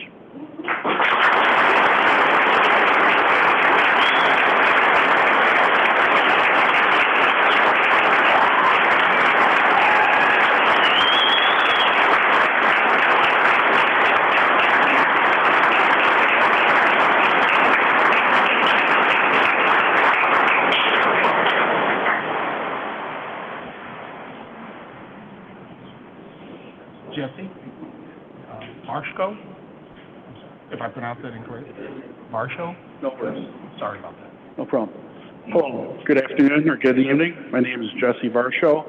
I live at 2N215 LaFox Road. I'm also a Campton Township trustee and sit on their planning commission. On behalf of the Campton Township, I'm here to discuss our concerns over the proposed Charles Farm development. A quick history of the Campton Township goals and achievement related to conservation of open space and the rural character of the community. In 2000, we surveyed our residents and developed a strategy and implemented that strategy for our first successful open space referendum in April of 2001. Our first referendum secured $18.7 million for land acquisition for open space. In April of 2005, Campton Township residents approved a second land acquisition for open space. Our second referendum secured an additional $26.0 million for land acquisition. The second referendum was passed with 74% of our voters approving the referendum. With our partnership with multiple entities as discussed by the previous speakers, and over all these years has allowed a small township like Campton Township to do this related to our open space program. It has allowed us to create 2 wetland mitigation banks and restore and preserve multiple wetlands, prairies, and woodlands. We have preserved multiple farms and historical homesteads, which will preserve the history of the region, including Corn Farm, Goldstein Farm, East and West, and the King County Preserve property in the northern portion of the township. On the southern portion of the township, in coordination with private entities, we have various open spaces, as previously discussed, including a piece of property in the immediately northern part of the facility. We're in the process of creating a regional north-south corridor of open space from Corn Farm to the Prairie Path Bike Trail. Once we have that complete, and we're pretty close to completing that, we look to expand that north-south corridor to the south of the township. All these efforts have allowed us to preserve over 1,600 acres of land for future generations to enjoy. These acres and the different parcels that we have done was for the community. It's not for a single neighborhood or a select community. We have developed these so that the whole community can have enjoyment, whether it's wetlands, trails, ball fields, or soccer fields. With these goals in mind, the Campton Township has formally passed the following resolution as of yesterday. The Campton Township Board of Trustees strongly opposes the incorporation of 970 acres around the community of LaFox in Campton Township into the city of St. Charles. Develop Quilty Homes has requested the city of St. Charles to annex the site for the development now known as the Charles Farm property or development. The proposed development is over 2 times the density of this project that was proposed by a previous developer that's been discussed. This area also includes the LaFox Historical District, Westerick Road designated Brungy Road, and over 2 miles of Mill Creek, which contains endangered species, the Blandings turtle. This area is better served by King County to oversee rural, lower density development as is customary in Campton Township. Additionally, as I just discussed, I own a single-family residence at 2N215 LaFox Road that will directly back up to the proposed Charles Farm development. I am a licensed professional engineer and professional geologist in the state of Illinois, and I've been practicing environmental engineering for over 23 years. But more importantly, I'm married with an awesome wife and father to 3 highly energetic daughters and 3 dogs, and have significant public health and safety concerns related to the proposed development. The 2 concerns I will speak in depth today are related to surface water groundwater protection and traffic. The long-range traffic plan for King County, dated spring of 2021, shows that this stretch of Highway 38 between Randall and Highway 47 is having minimum congestion, as shown in Figure 5-7. Based on the King County projections for growth in this area, in the year 2050, the same stretch of Highway 38 that this property will abut will have been projected to be severely congested as shown in figure 6-7. This traffic projections assumed a minimum population growth along this stretch. So the congestion of 38 is going to be caused by other growth, and this development will only exacerbate the congestion that is projected to be on Highway 38. This increase in trips of the approximately 2,000 home development, estimated to be 20 to 40,000 trips a day, assumed 10 to 20 trips per house, would significantly increase the vehicle loading on the highway with a speed limit of 55 miles per hour in this stretch. Additionally, the proposed development proposes 2 inches of Highway 38, which will only increase the potential for number of accidents on this road. Now, related to surface and groundwater quality, again, something I hold very passionate, and it's my profession. The Illinois Department of Natural Resources and Illinois State Geologic Survey in combination published a map dated 2007 titled Aquifer Sensitivity to Contamination for King County. The vast majority of the area of the proposed development and associated residential properties are already there, are color-coded as either moderate high or moderate potential for aquifer contamination. What this means is the reason for this classification is that the water aquifers are standard gravel aquifers between 5 to 10 feet, but more importantly are between 15 to 20 feet below the surface, which is why they're sensitive to groundwater contamination or surface water contamination. It should be noted that within this area, the shallow aquifers that the vast majority of people get their waters from are in direct communication with both Mill Creek and these overlying aquifers. For example, the water well that my family utilizes for groundwater and for drinking water has a water level of 20 feet below ground surface with a well depth of 100 feet. So again, would be classified as a shallow well. Because the shallow aquifers are in direct contact and with more regional aquifers, there is more sensitivity to urban runoff. Hence, the concern with a high-density urban development within this area to aquifer protection or groundwater protection. Urban runoff has several different contaminants of concern or metals that we would be concerned about, including heavy metals, chlorides, hydrocarbons, and other household hazardous waste that are exempt from discharge standards. The proposed development would direct this urban runoff to a series of stormwater detention basins. While that does provide some benefit, it does increase the infiltration of the urban runoff into the shallow aquifers due to lack of buffer areas. Typically, these systems, especially through the use of curb and gutters, enhance the concentration of these contaminants within these stormwater detention basins. Lastly, related to groundwater supply, in cooperation with the King County Board of Trustees, the United States Geologic Survey in 2006 published a report titled Hydrogeology, Water Use, and Simulated Groundwater Flow and Availability in Campton Township, King County. The purpose of the report was to address the following. This is a quote from the report.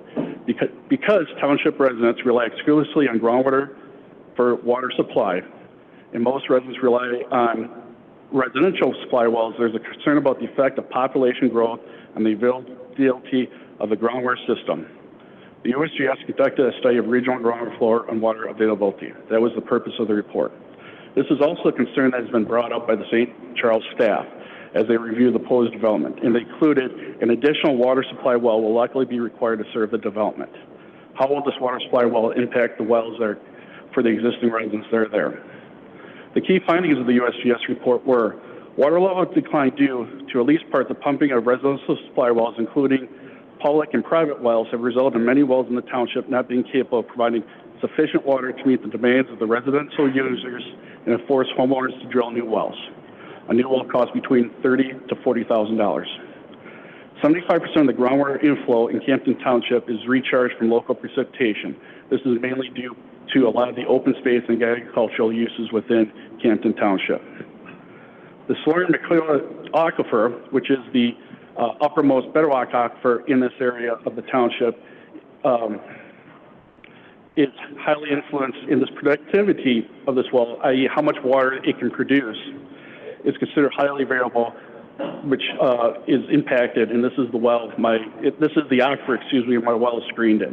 What that means is if you put a lot of demand on that well, depending on how thick that aquifer is, you could have significant drawdown and therefore a dry well. Lastly, the model simulated within the study to simulate water removal for a development of a 605 new home development, which is less than half of the development posed by this development. That model resulted in a decrease of aquifer water levels within the upmost aquifer by over 17 feet. It should be noted that water drop in aquifer is not linear, but is logarithmic due to the increase in demand, i.e. the more you pull from it, the more you're going to see a drop in the water levels within the aquifer. The development of Charles Farm, because of the high density development, will and forever impact the character of land use, significantly impact to traffic that will result in more safety concerns for the local roadway system.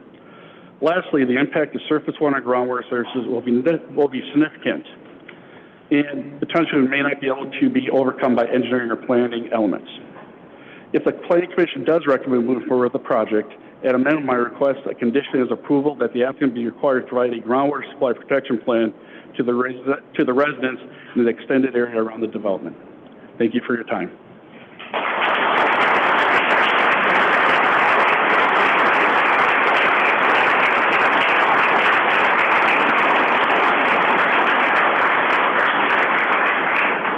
Gary Johnson.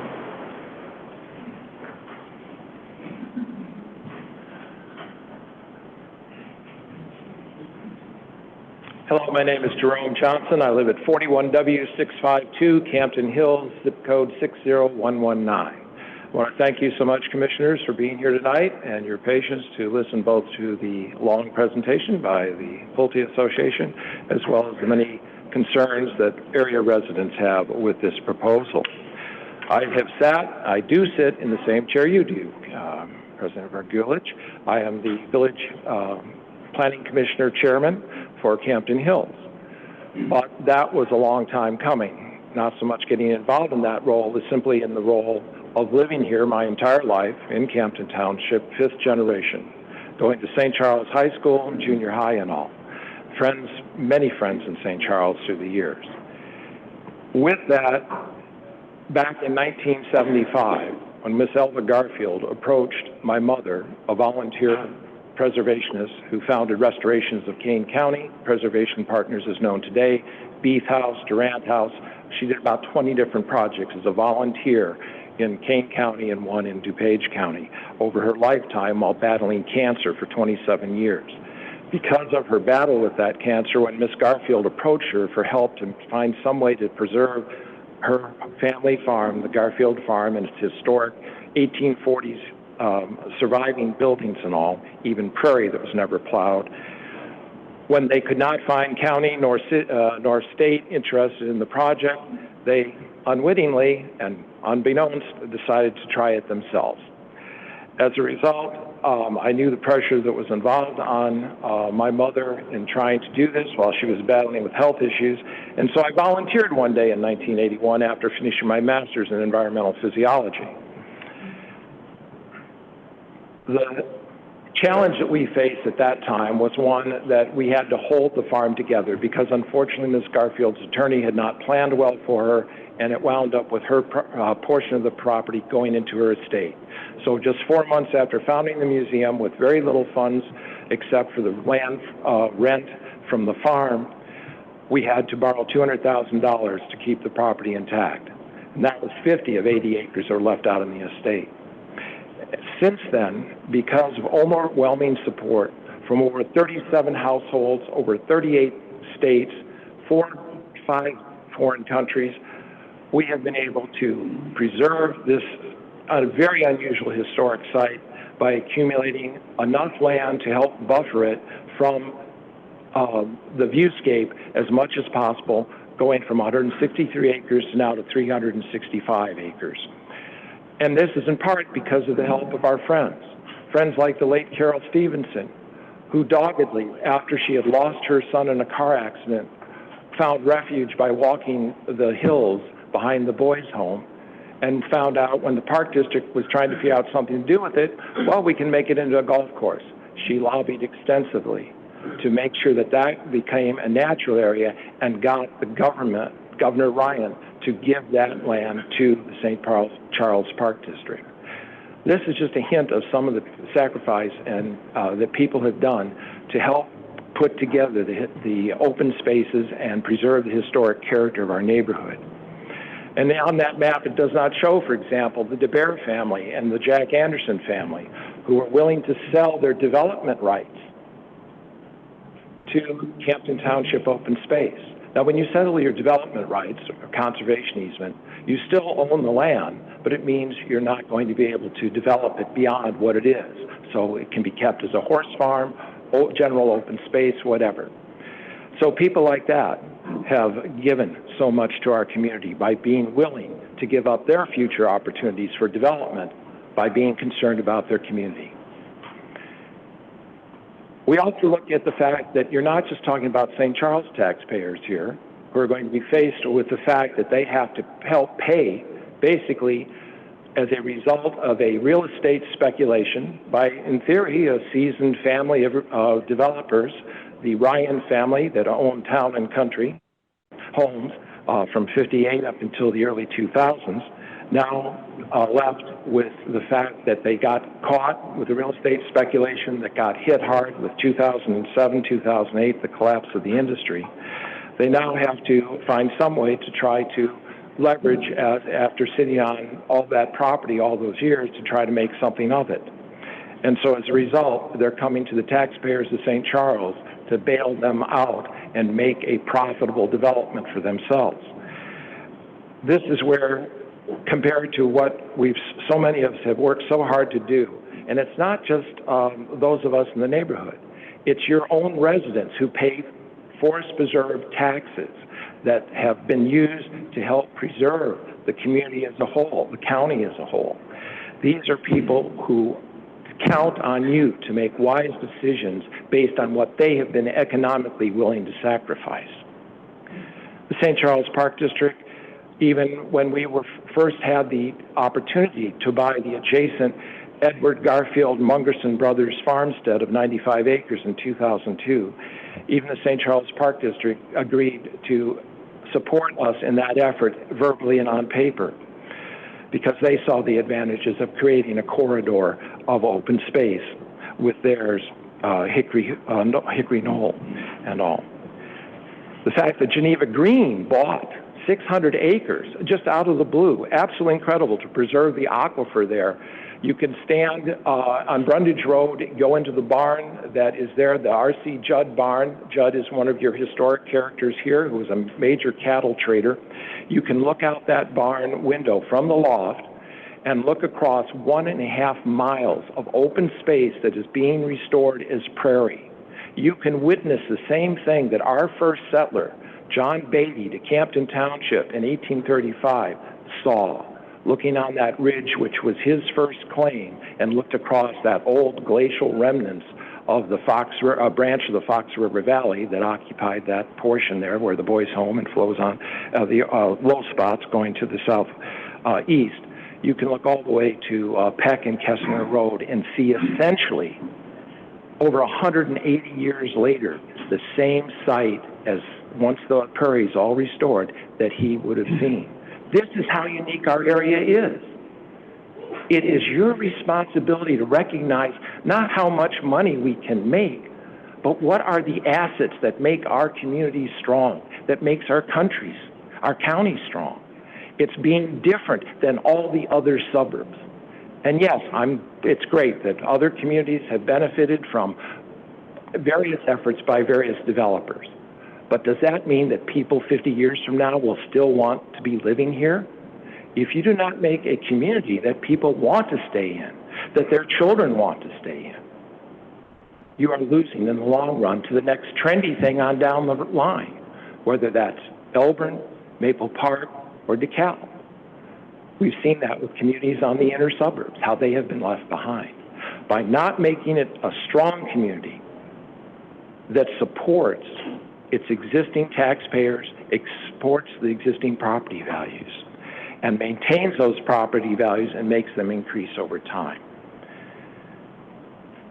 So that's really the responsibility on your shoulders, because as a planning commission of volunteers, which I do help head up in Campton Hills, I realize that you're spending your time, your evenings here, trying to plan for the future to the benefit of all. And I appreciate that. But at the same time, we need to look at how do we make our communities sustainable? How are they going to serve all the people in our residency? Because it's going to be children going to the Geneva schools, St. Charles schools, they'll live out here. We have 5 different zip codes in Campton Hills alone and different community neighborhoods we have to work with and all. So with that, I hate to see the fact that this is creating basically a segregated community. You're going to confine 2,000 people, 2,000 voters that are primarily concerned about how do I preserve my income for my retirement years against another couple thousand voters that have school children. And St. Charles has already encouraged more families by having affordable apartment residencies and things like that. And so with that, here you're going to have one set of voters that don't want to see any school taxes going up and another set that are desperate to have their children adequately educated. And then there's being this 6 miles from the downtown, if you want to try to save your dam, for example, odds are if people really want to do that near St. Charles, they're going to have to find some way to economically pay for that. And to do that, that will probably mean taxes. Will people that live 6 miles away be interested in a dam that they don't have any connection to?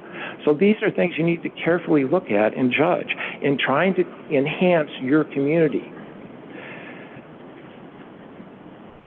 I've seen the history of a lot of this where over the years, St. Charles has lost its downtown business community because it was so anxious to develop the shopping center. That's where the post office was, that's where the police station is now. They were so anxious then to develop Randall Road. That meant the shopping center, the Grimm's drugstore, and all that disappeared. And then St. Charles Mall, not even 20 years, and they're tearing it down because we now have Charleston Mall. So this is where the things you do today may have ramifications in our own lifetimes in just 10, 15, 20 years. So with that, that's where you need to carefully consider the proposal that this should even be considered to be annexed. And I always am frightened by the fact of good talk, but the reality that actually comes to be. As we were promised much when the community of Fox Mill was developed. As concessions were made, the corridor of the creek was going to be restored and maintained by the Forest Preserve. That did not come to be, and unfortunately caused a lot of controversy in our own community once we got established and tried to figure out, is this promise going to be fulfilled or not? So that is where, when you talk about 40% open space, the thing is, a lot of that open space can't be developed. It's wetlands. It's against the law. So you need to look at 40%. You need to look at developable land. That's what needs to be set aside to create the atmosphere that even comes close to reflecting the kind of lifestyle that A is in St. Charles, B that is here in our community. So with that, I just wanted to be sure that you understand that this extends beyond the borders and beyond the citizenry of St. Charles. That what they have invested in paying taxes to the forest preserves, even the Blanding turtle situation, the DuPage and Kane County Forest Preserves and the St. Charles Park District are spending taxpayers' dollars to preserve Blanding's turtles. We have seen Blanding turtles on that creek for the last 30 years. And with that, here's an excellent habitat for them of a state endangered species. So here's a chance to do the right thing. And if the money is that important, whatever can be offered by the developers, by the tax revenues, I would like to know, why is St. Charles, a prime community to live in, a desirable community to live in, so in need of that kind of economic support? That's the cost of sacrificing what our community is like. Thank you.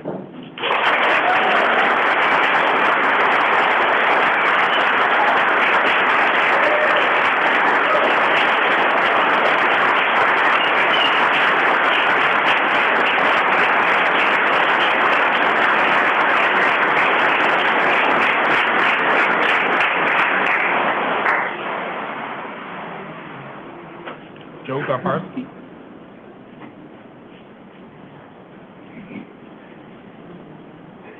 Hi, my name is Joe Garbarski. Address is 7N066 Waybridge Drive, Campton Hills, 60175. I'm the Executive Director of the Campton Township Open Space Foundation. I want to read our original mission statement and purpose when we started the open space program in the year 2000. The mission of this open space plan is to preserve and protect the semi-rural character of Campton Township. To that end, this plan describes an open space program to acquire open land for passive and active recreational purposes and for the protection of farmland, historic landmarks, scenic roadways, wetlands, woodlands, wildlife, and geologically significant features. The plan provides for the holding of real property for the education, pleasure, and recreation of the public and for other open space values. It also promotes the conservation of nature, the natural environment, and floodplain protection in the township. The use and management of the property will be restricted to benefit the citizens of the community and its future generations. The plan is to preserve open land, including farmland, to provide the public with visual relief from the pressure of development and enhance the quality of life in each of the 4 quadrants of Campton Township. Now, this goes back to the year 2000. I feel like we've been overlooked in this entire process. Campton Township has been a neighbor of the city of St. Charles for 185 years. Our area is very unique. Up until the year 2007, we were the most populous township in the state of Illinois without an incorporated municipality. The village of Lily Lake was formed specifically to keep out a landfill and incinerator. A few years after that, when the city of Elgin wanted to have a master plan going all the way down to Route 38 south and all the way west to Route 47, we formed the village of Campton Hills. That was to keep the city of Elgin at bay. In the area that we have purchased 1,600 acres of open space. And I don't mean any disrespect to the city or to the park district, but we're able to function without having a park district. We've purchased this property, we maintain the property. I think the biggest issue that has gotten everybody's attention is that this area is not the city of St. Charles. A development like this does belong in the city of St. Charles, but under the typical municipal borders that we're accustomed to, not so far into the country where we're all at. We started an online petition a week ago. We've had 2,572 signatures opposing the annexation and opposing the high-density development. I also wanted to note that I was one of the selected people to participate in the focus group. That's what got my attention of how this could be planned and in process several months ago, which was probably further along than that.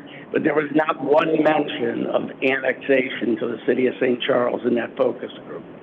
I also wanted to address one of the several of the developer comments regarding Fox Mill that was not welcomed into our community because we don't have zoning authority in the township. The county saw fit to pluck that and set that in our community. It's not something that it fits the character of Campton Township, the same way this development does not fit the character of Campton Township. So I know this is difficult for everybody. The biggest part for us is that we don't feel that this property should be annexed into the city of St. Charles. Thank you.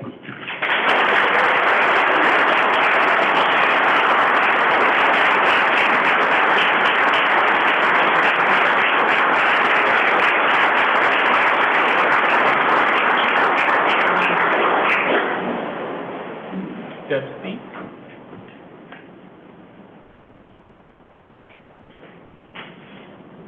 I'm pronouncing that wrong, I apologize. SEIPZ? Okay.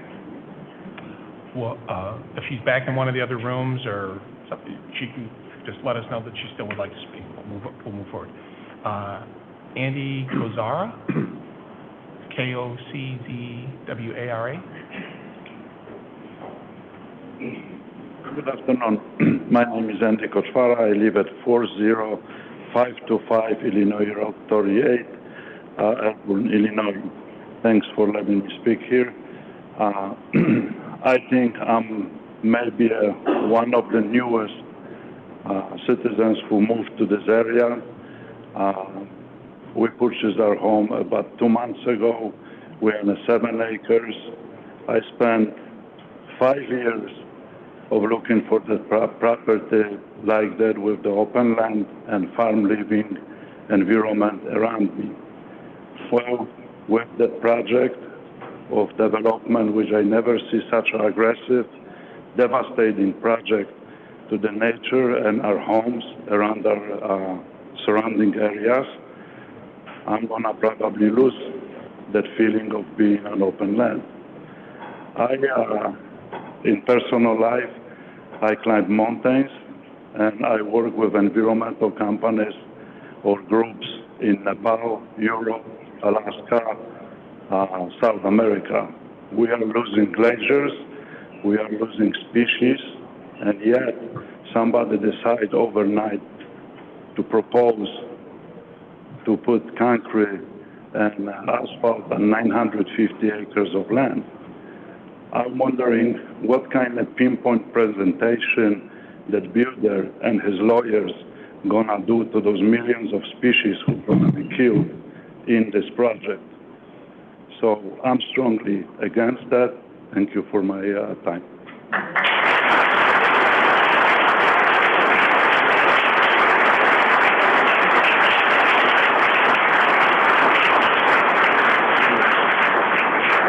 Carl Dumel?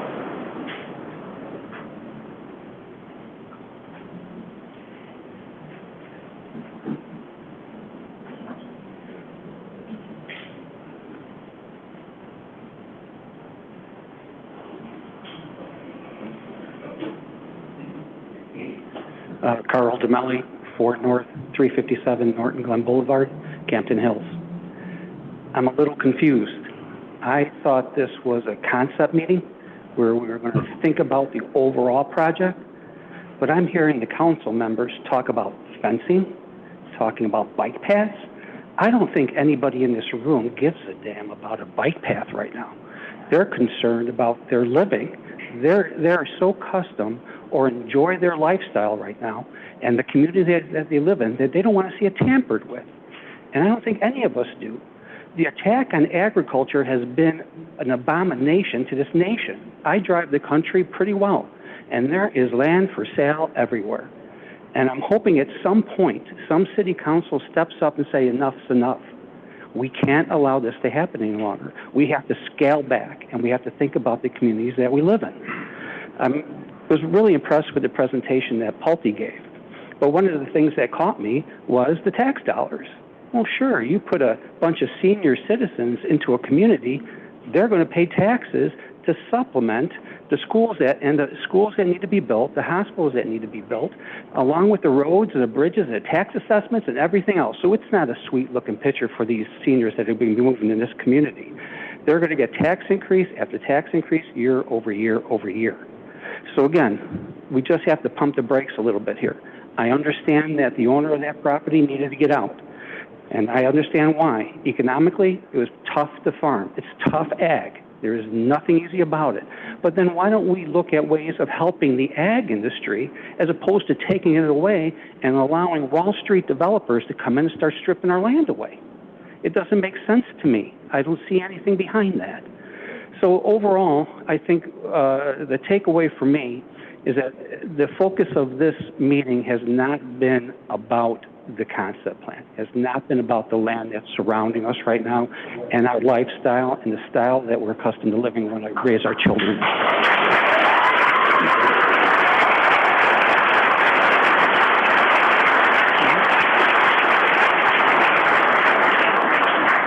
So I'm going to make your decision pretty easy right now. Everybody that's opposed to this plan, raise your hand. Mic drop. I'm out.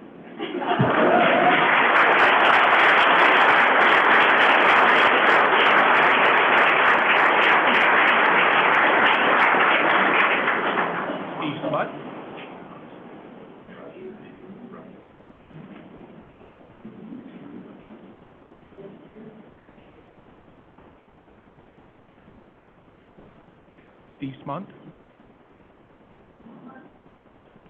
No? Okay.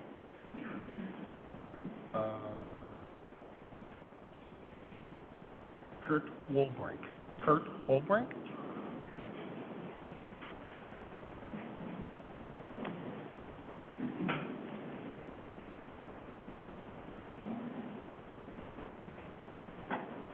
There's so much to say, and a lot has been said already. I do want to say, you know, I grew up in Naperville, started there when population was 12,000, and I watched it grow. I left when it was around 125,000 and wanted to move into the country.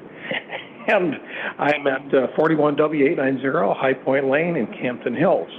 And I was curious, during the presentation, in Naperville, it was typical for the developers to set aside significant funds when they opened up a new area for the schools and the parks and the open space and the playgrounds.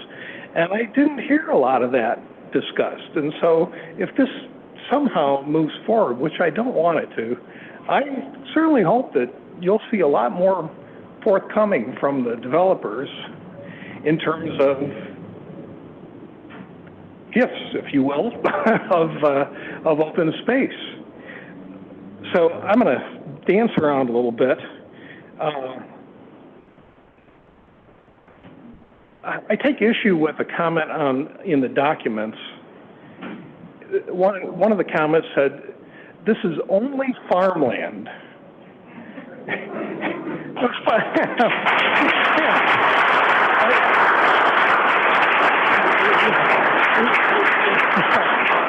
Just because land is not developed doesn't mean it needs to be developed.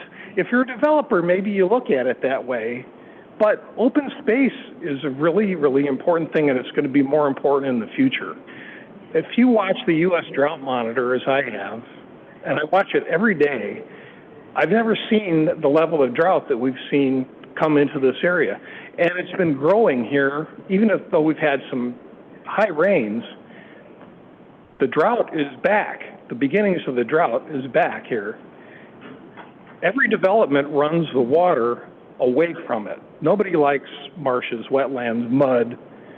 We lower the groundwater level actively whenever we develop an area. And you've heard some people who have shallow water wells. I know Dillon Field across the street, they've got wells down in shallow areas, maybe going as deep as 60 feet maybe. So just a little bit of education about groundwater, and I imagine a lot of people here know more about it, and maybe you do too than I do. But we have surface water, which can be contained in itself like a pond with a pond liner. That can be surface water. But you can have a pond that is surface water, but it connects to groundwater. That's the first layer of water in the ground.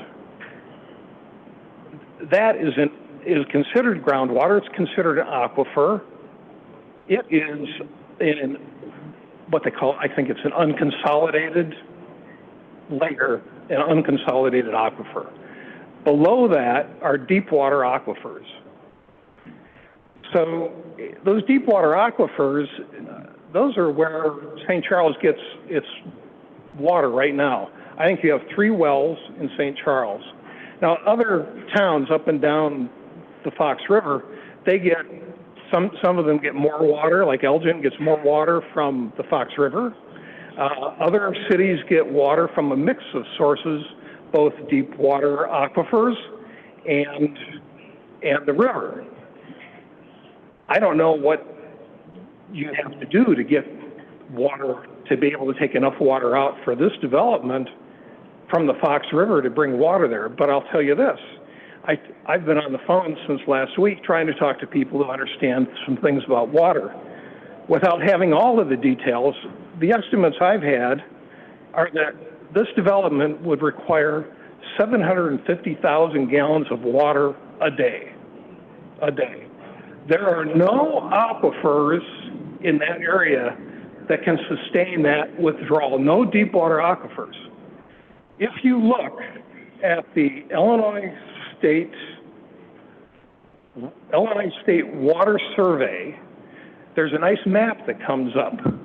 And the map shows this aquifer, and this aquifer that we're in is a huge aquifer. It stretches from Lake Michigan out to here and well up into Wisconsin. Wisconsin is developing land at quite a pace. That's going to reduce the recharge of this aquifer here. Chicago went on Lake Michigan water, and that was around in the late 1890s, I think it was. I looked at a survey of the water pump from 1900 to 2008.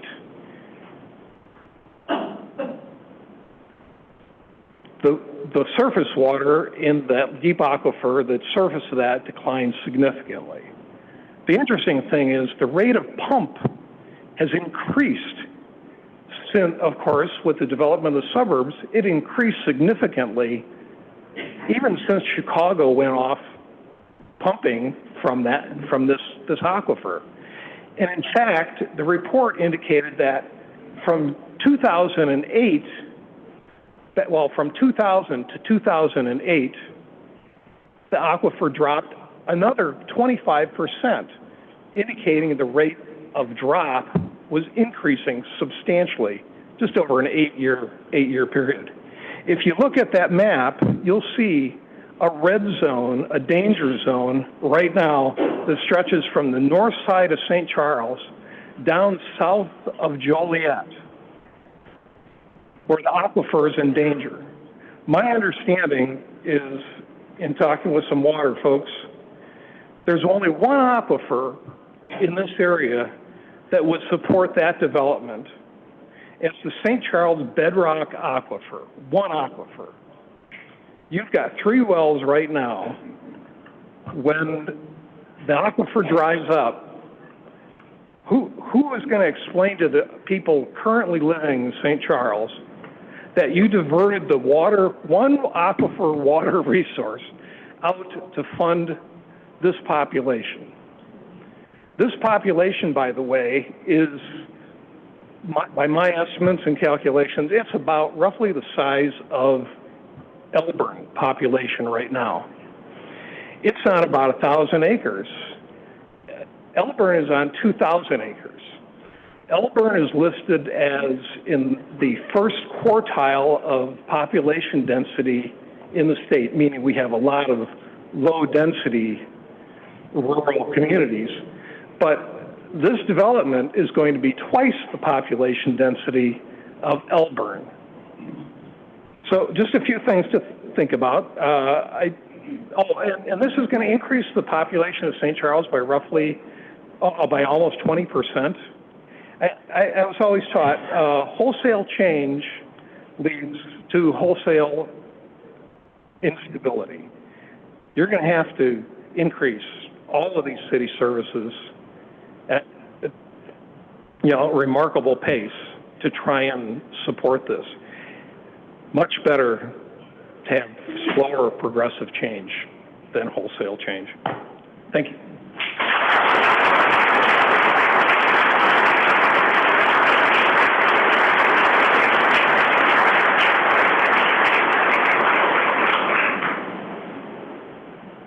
Piat Borzuda.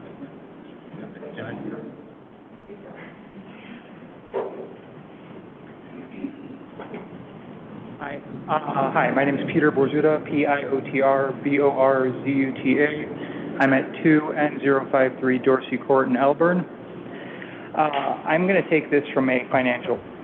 Sorry. A little closer to the mic. Absolutely. Thank you. I'm going to take this from a financial analysis perspective. So basing my analysis on the financial documents of the City of St. Charles, IDOT, the 303 School District, and assuming a selling price per home of between $600,000 and $800,000, you're going to get, for the town of St. Charles, between $3 to $3.5 million in tax revenue per year from the property taxes and from the roughly additional sales taxes. Based off of that, if you need to increase city services, increase the size of the road on Route 38, which according to IDOT is between $4 to $10 million per mile plus the cost of acquiring the land, the additional services for fire, for police, et cetera, you're looking at a payback period of decades, not years, for the City of St. Charles. When you're taking a look at the school district, you're going to add, with the roughly 1,044 houses, you're going to add approximately 400 to 500,000 students. 400 to 500 students for St. Charles and for Geneva. Yes, they are going to get an additional $10 to $15 million in tax revenue due to the property taxes. However, approximately half of that will go to hiring approximately 35 more teachers to accommodate the same teacher-to-student ratio. You have additional support staff, additional buildings needed, which, if you're looking at St. Charles, I was part of the meetings that went on with the district for redistricting the St. Charles School District, the Wasco School District, and Belgraham have absolutely no room left. They would need additional buildings put in place, which cost between $20 to $40 million each. The Thompson Middle School has very little space left, as does St. Charles North High School. The same issues are present in the Geneva School District, so you're looking at a total cost of somewhere between $80 and $120 million for the additional school resources that are needed. Again, you're looking at a payback period of decades, not years. All of this would have to be paid for by bonds issued and paid for by the taxpayers. So the question is, why would the taxpayers of St. Charles be used to subsidize a developer?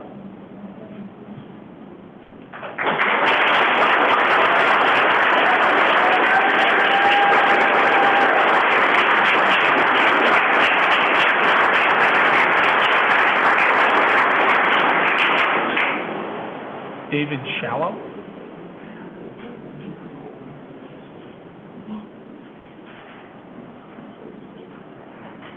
Wait, I hope I'm pronouncing David Shallow. I don't know if I'm pronouncing it. Shallow? No. Okay. George Kolar.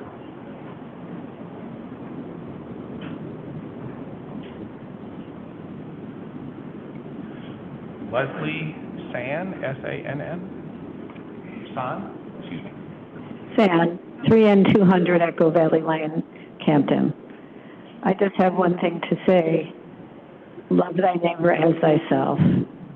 And I'd like you all to consider the heart of the matter, which is we live as your neighbors, we love as your neighbors, we send our children to your schools. And this is an offense to the quality of our lives and the beauty of the place we live and love. Thank you.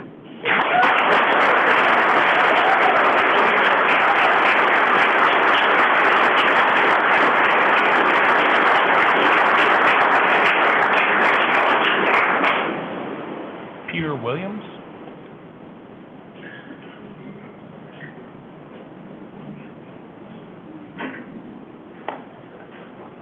Hi, I'm Peter Williams.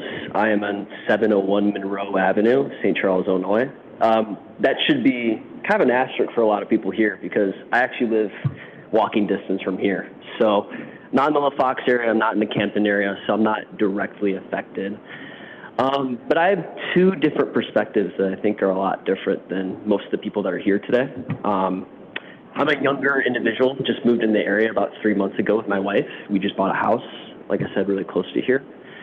And one issue that I am seeing with St. Charles already, and even just from the demographic, statistics and everything like that, is it's really a big problem for our future. And I think that big problem is attracting young people to the area. And, something like a Del Webb community is something that would be, cool for an older population, but I think we have to think about the future of St. Charles. And the future of St. Charles needs to be, how do we attract young people in this area and try to retain them here? I kind of grew up in the vicinity of this area. I did move back, but I'm one of the few people from my friend group, from my high school class, that chose to stay in St. Charles, and that's mainly for reasons with family and et cetera. But most people are moving out of the state or moving out of the area for one big reason. There's really a lack of affordable housing for younger families and younger people in this area. And so for that reason, I think when it comes to any development, we should be considering developments that include a younger demographic, affordability. This is not for a demographic that is younger, nor is it going to be affordable, especially with current interest rates, our property taxes, and more, which I'll dive to in a second. But I think that is a huge issue with St. Charles. So, for the Planning Commission, I think really this is for you guys. I think, with a lot of younger people that want to move in this area, we don't want to be in the Napervilles or the closer suburbs of Chicago, a lot of people that are my age. We'd love to be in a place like St. Charles that kind of blends two great things. One, an awesome downtown district that we enjoy, but also close vicinity to the countryside.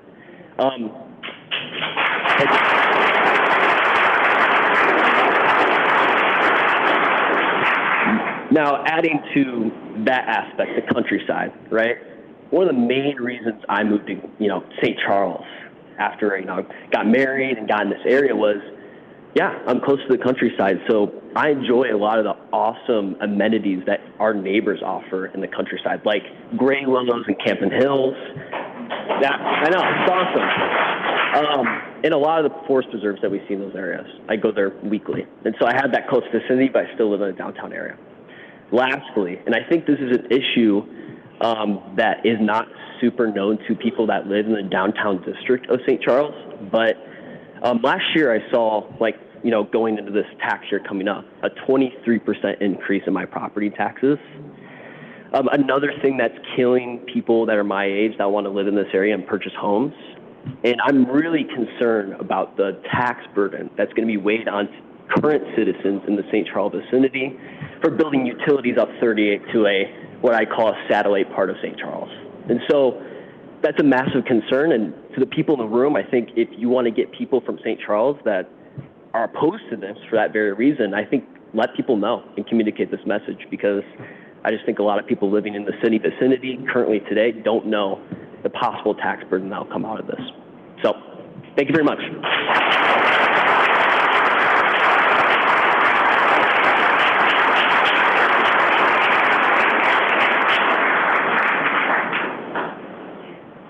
Robin Hicks.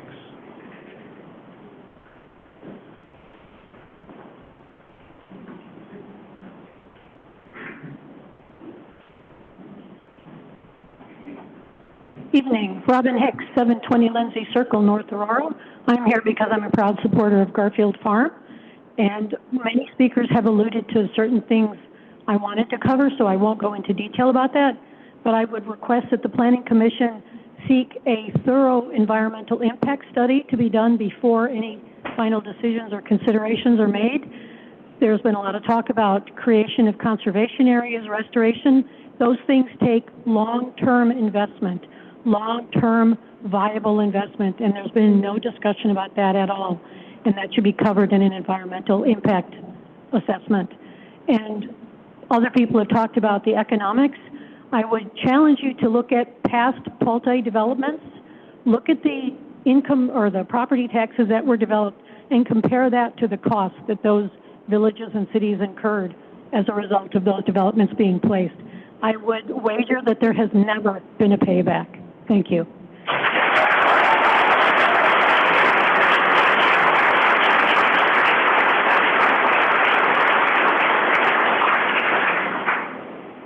Doug Burnett.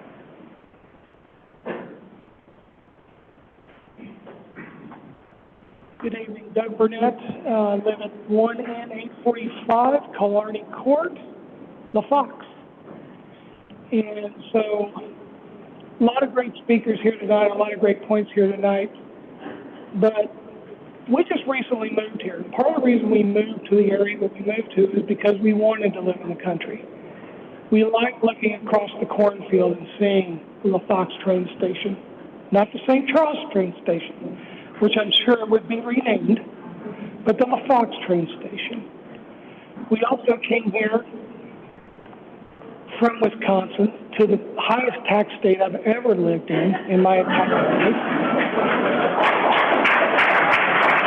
And quite honestly, even though we say, or this proposal supposedly would not interfere with our taxes, I don't believe that, because I've seen all too often when cities go into major debt, which is what this process would be, all of a sudden we're going to the county for more money. We're going to the state for more money. So a lot of good points made here. Environmental, taxes, all of those fun things. I think you all need to take a close look at what really makes St. Charles St. Charles. You don't need this development. What you need to do is you need to figure out how to make St. Charles even better within the borders that it has. Because it's a beautiful little city. Why not focus on revitalizing what you have instead of trying to expand out in somewhere you really don't need to be? Thank you.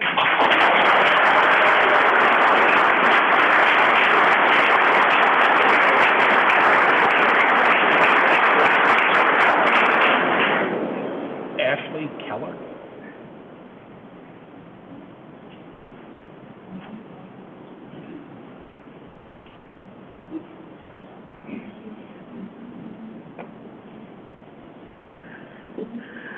Good evening. My name is Ashley Keller. I'm at 1 North 053 Brundage Road in Elburn. I'm the owner of Weathered Ways Farm on the corner of Kesslinger and Brundage Road. I understand that all of you here are being put in a very difficult position. As members of this board, you are expected to show exponential growth in your community, all while keeping the charm that is associated with St. Charles and King County. You must bring in profits to pay for the taxpayers' needs, while making sure not to upset the community by gaining these funds in unfavorable ways. I'm not here to go into great detail about the effect that this development will have on the surrounding community.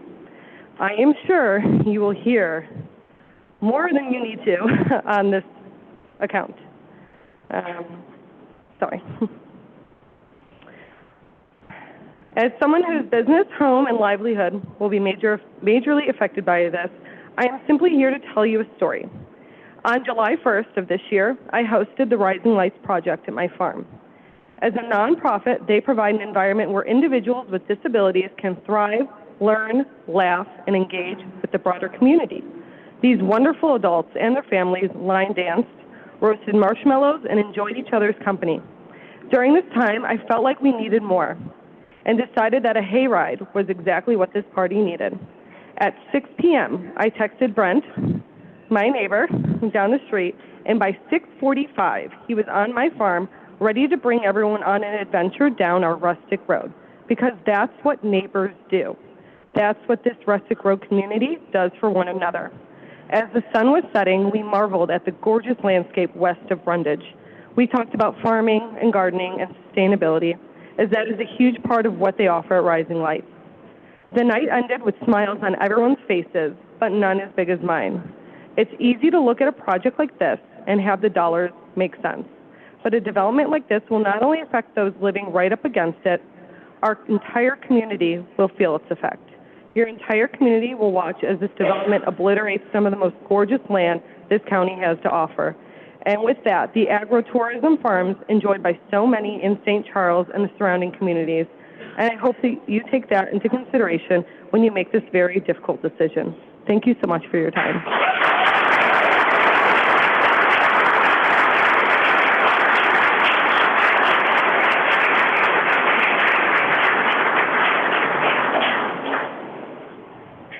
Brent Copstead, or Copstead? Sorry, I was having trouble reading. Hi, I'm Brent Copstead. I live at 2N100 Brundage Road. I'm the middle farm right up there, Geneva Winery. I bought this place 2 years ago, because I fell in love with the area. I mean, it is beautiful, it's gorgeous, you know, seeing the sunset every day is just amazing. Yes, and we gave Ashley and her friends a hayride down the road with my tractor and some hay bales and stuff, so it was fun. But overall with this whole thing, I just want to say I was really disappointed with what was presented to us. You know, I'm talking about the Del Webb homes down on the railroad tracks down there, and with no fences. I mean, they're right on the railroad tracks. And I was in my garage this weekend, and I was looking at my garage, and I realized that I have more square footage in my garage than those lots. And it was just poor planning. You know, it reminded me of my first job when I got out of college. My job was to sit on a computer screen, and I took power lines and I put them below the streets. And I didn't know what the neighborhoods looked like. I didn't know if I was clearing trees out, if I was smashing, you know, fences. And I asked my boss, I said, should we go out and look at these properties? He goes, it doesn't matter. Just move the power lines to below. It doesn't really matter. So, and I feel like that's what this Atlanta company did, is they went and they tried to shove as many houses as they could in our area without even being here. They're not from St. Charles. They're not from LaFox. I mean, look at the name. It's Smith Farm. I mean Charles Farm, but that's tying it to St. Charles, and they didn't even call it LaFox. I mean, that's the area. And in all reality, if you look at the whole map, it all leads right into Geneva. There were some points made earlier where, you know, if you took 38, you're just going right downtown Geneva. So, thank you.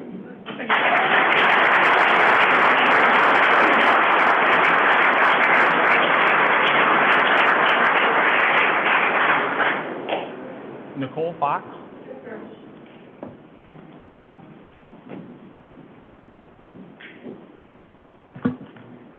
Good evening. My name is Nicole Fox, a resident of 575 North Van Nortwick, Batavia, down the street from a future Pulte development. Pulte, the nation's third largest home builder, consistently demands that communities within the Fox Valley alter policies, codes, and laws for its benefit. Pulte demands exceptions. Here and now, Pulte wants to change jurisdictional lines without regard to the long-term needs of existing community members. A community member noted that there are more appropriate areas in St. Charles for housing marketed to active adults 55 and older. There is plenty of abandoned or underdeveloped blacktop that would be revitalized, which would help the overall community. For example, areas like the now defunct mall would provide an ideal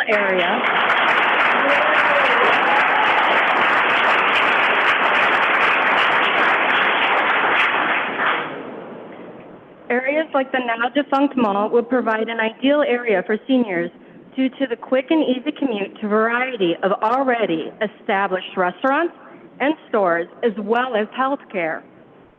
This would boost the community's revenue, as well as the housing would benefit from the already existing infrastructure. Options like this should be thoroughly explored before decimating agricultural land and intruding upon established historical districts. Fox Valley has a beautiful and unique environment. We should strive to protect our community rather than erode its character. Thank you for your time and consideration.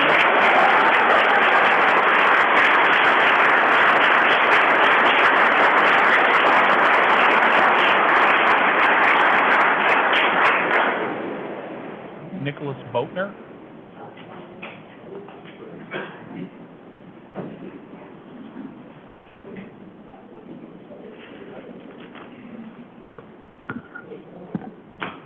Good evening.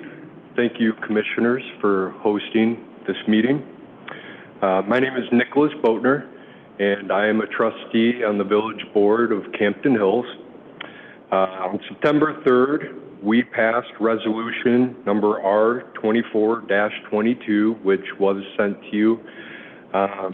This resolution, a resolution regarding opposition to a development in the city of St. Charles, Illinois, by the Village of Campton Hills, Illinois.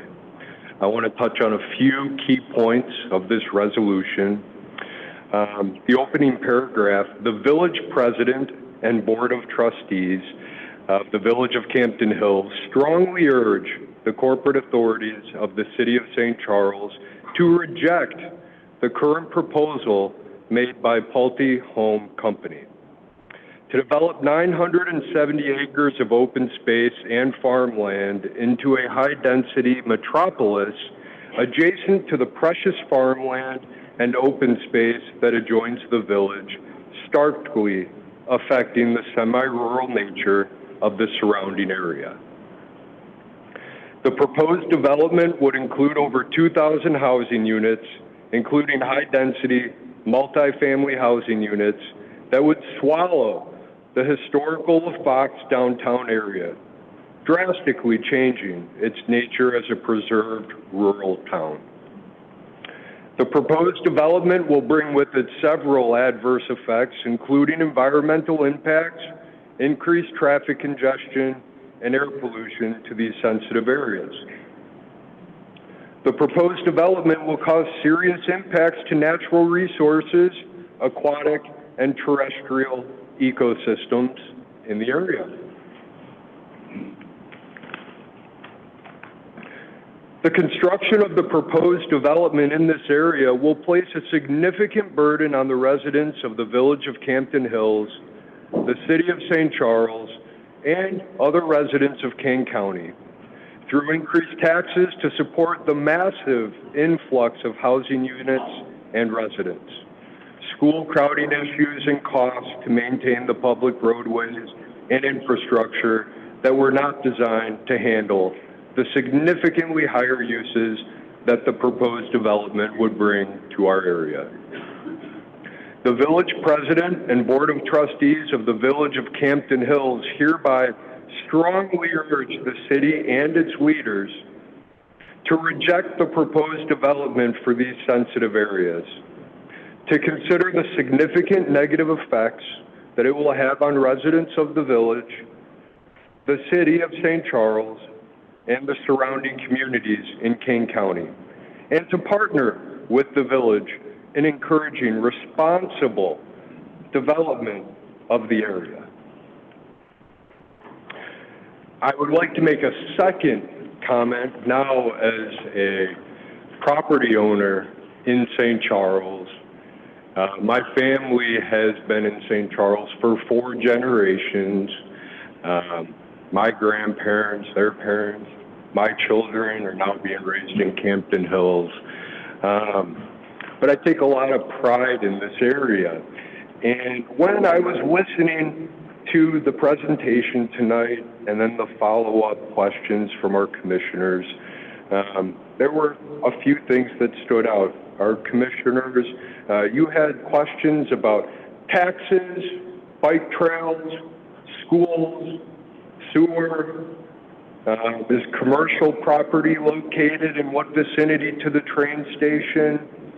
Pulte, I heard you guys focus just a ton of attention on justification of the high density and the benefits that high density development would bring to the area. I briefly heard you talk about a 30-foot setback and mentioned how that was going to be adequate for historical downtown LaFox, historical Brundage Road.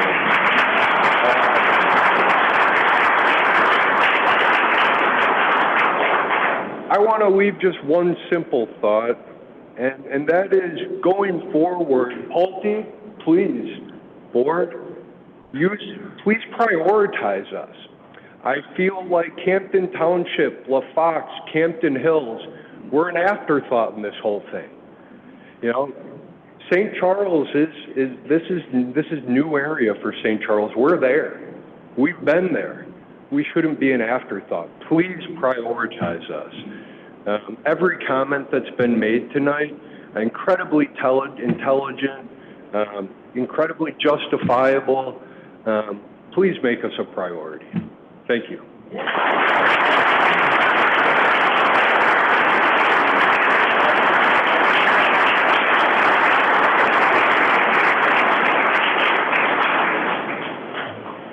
Joanne Gustafson.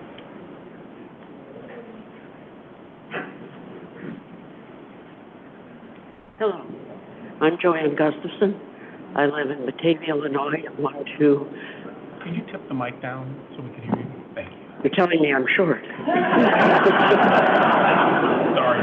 That's quite all right. I live at 1235 Nary Court in Batavia, which is just around the corner from the other multi-development that you heard about earlier. Excuse me, I'm out of breath. What I've heard tonight is something that I'm kind of concerned about on a couple of things. The water problem, the traffic problem, and there's also something else. As you can tell, I am one of the people that should be living at the Del Webb facility.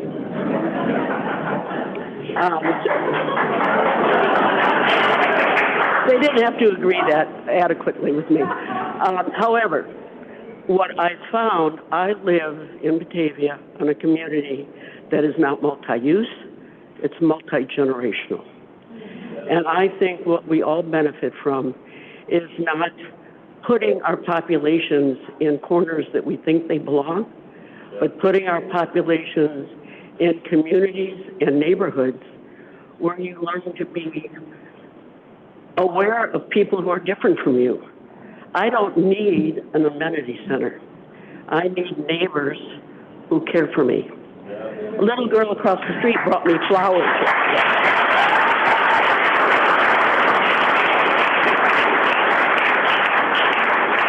I've watched 3 generations grow up on the street where I live. I live in a cul-de-sac. There's almost more dogs than there are people. There's 14 dogs and I think 20 adults, something like that. But now there are new kids on the block. There's 2-year-olds and 4-year-olds and 11-year-olds and 13-year-olds and teenagers. And once again, I am not in a Del Webb. I'm revitalized. I have neighbors, I have kids who come over and tell me stories. And I wrote a book for them about my dog. And so what I'm concerned about, don't put me in a pocket. Don't tell me I need to live in a corner. Build communities that are open and caring. Do I want to drive on Route 38 when there's another possible 4,000 cars trying to get on that road when I want to go into St. Charles? No. Do I want to try another 4,000 cars on Randall Road? Oh, Lord. So, I mean, you've heard a lot of arguments, not just how I would feel as a senior. And I love this community. I don't live in Campton Hills. I don't live in St. Charles, but I've been a member of this community for over 30 years. I grew up in Chicago with lots the size of what you're talking about, where if I stood on my bedroom window and fell over at my height, where I have to lower the mic, that I would be in my neighbor's kitchen sink. I grew up, I then lived in apartments in DeKalb, where you could hear people through the walls. Then I had lived on a golf course in Genoa, which is now open space because the golf course is gone. I raised my 4 children in a rural community. They called it Genoa. It was the best life I could give them. I now visit my son in New York City, my daughter in Massachusetts, my son in Wheaton. My other one daughter still lives in Genoa.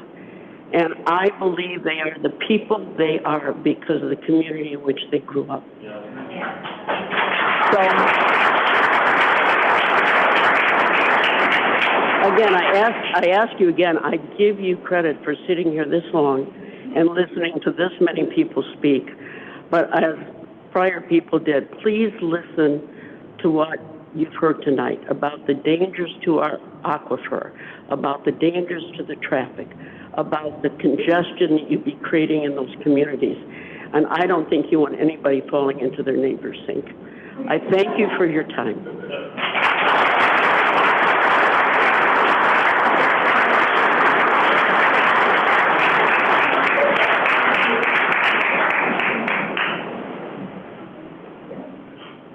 That's all we have for tonight.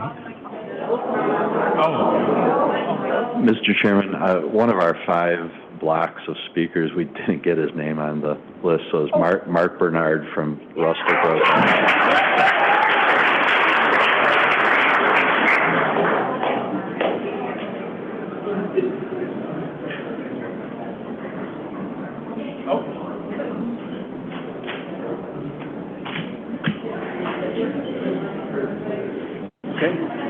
Good evening, Commissioners. Thank you for allowing me to speak. My name is Mark. Sorry. Could you Sure. get to the mic, just so everybody can... I can. Sure. Is that better? Perfect. Thank you. My name is Mark Bernard. I live at 292 Brundage Road in Elburn, better known as Rustic Road Farm.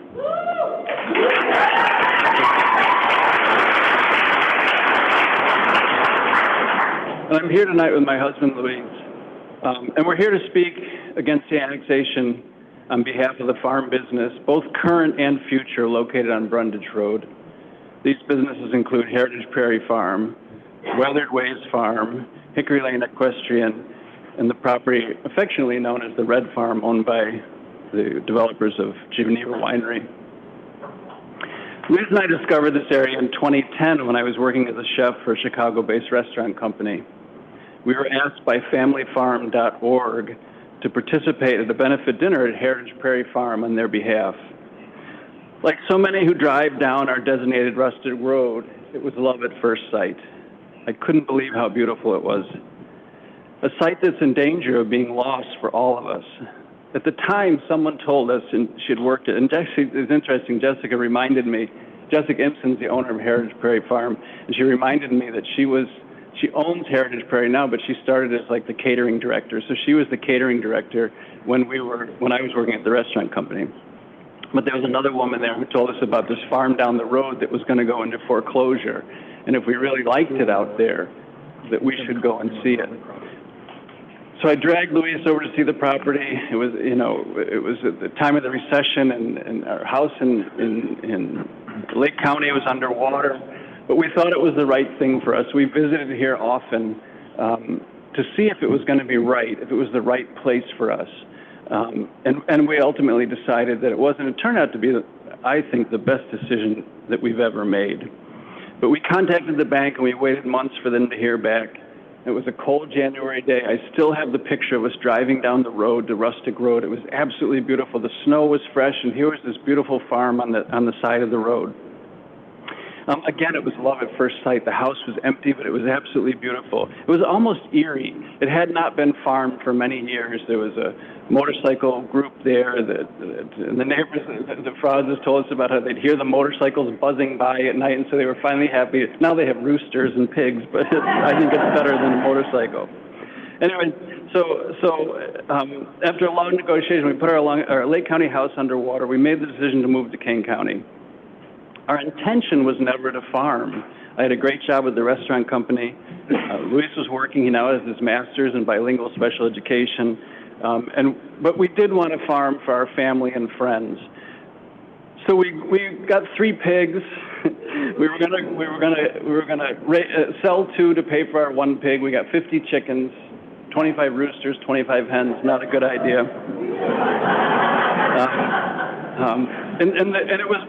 The whole thing with the farm is it was supposed to be our refuge. I was traveling a lot with the restaurants. I had restaurants in the city, the suburbs, and D.C. and in Minneapolis, and then we were starting to open up airports, and it was so much. So the farm was my place, and who couldn't love those rolling hills? It was absolutely beautiful. I had 2 black sheep and 2 white sheep in the front yard. I had all these crazy ideas what it should be. But after much prodding from our neighbor, Sue Bala, at what's now Hickory Lane Equestrian, and she had the horse rescue there, we started our first farm stand on Saturdays. And it turned out to be one of the best things that we ever did. The farm has a certain energy, and we're just caretakers of it for the moment, that brings people together like nothing else, like no amenity center ever will. At this point, what started as 3 pigs and 50 chickens, we now raise 150 heritage pigs every year. We service St. Charles, Geneva, Batavia, over 750 families a year with organic vegetables. We have 1,200 laying hens, 5 peacocks, and a very popular herd of goats.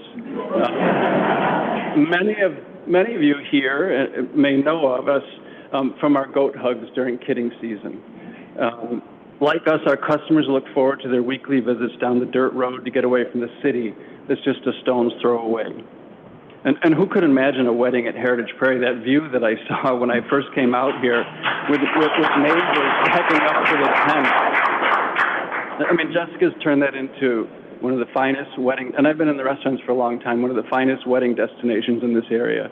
And without that view, for both of us, for all of us along that road, our businesses will go under. There's more to it than just the vegetables, the weddings, the goats.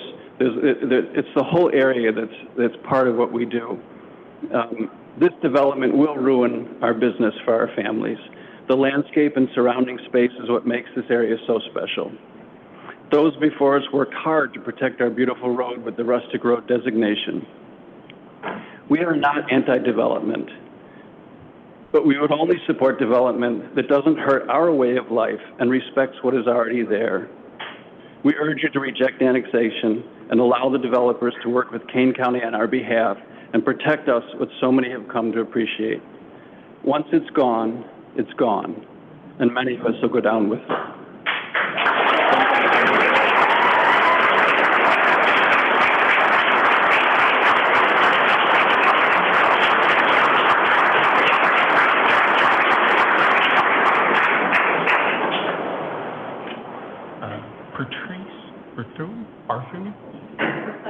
Bartho, sorry. A little trouble reading some of the handwriting. Thank you. Patrice Bertheau, Bertheau, 520 Ray Street in Geneva, Illinois. As I came here tonight, I didn't make it into this room or the overflow room or the tertiary room. I was down in the lobby. Even that was overflowing. That would make this very obvious that this is a very unpopular project. My reason for addressing this commission is my understanding that roughly 2/3 of the residents of Charles Farm will go to Geneva School District 304.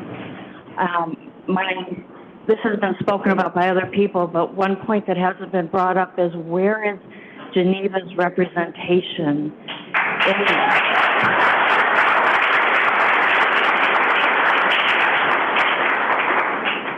This impacts every Geneva resident, and where's our representation in the process? There's no way that our schools can absorb potentially hundreds of students.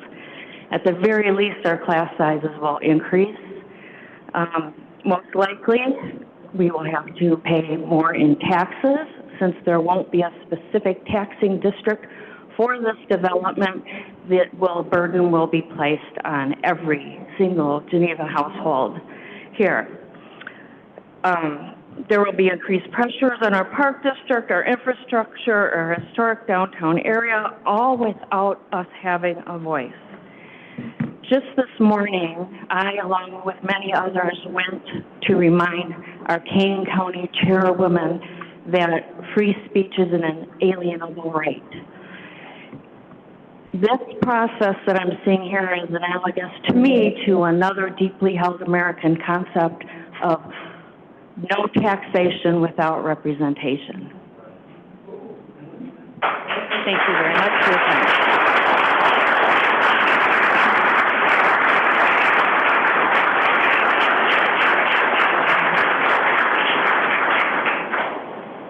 Robert Ben, I think, if I'm reading this correctly.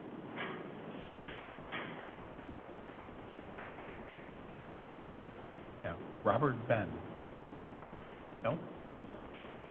Okay. Giacomo, Accomoando. Again, apologize. No? Okay. And then there's Jill, same last name, Acomo. Okay. Josh Quayle. Okay. Michael Teuscher, Teuscher. Michael Teuscher. Downstairs. Okay.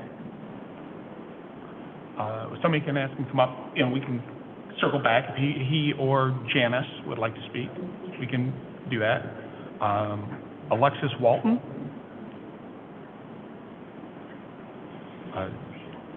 Jeremiah Walton. Okay. Again, if they're downstairs and want to come up, we can come back. Peter Ferreira or Kelly Ferreira.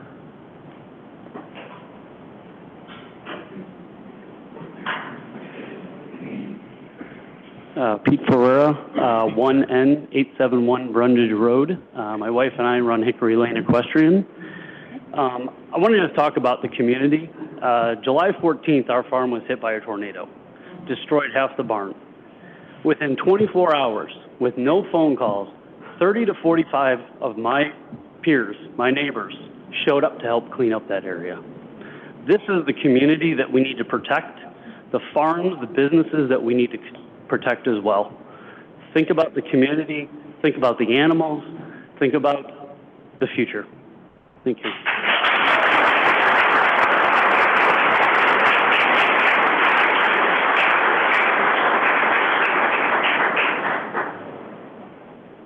Does Kelly would like to speak or no? No. Okay. All right. Ken Shelton.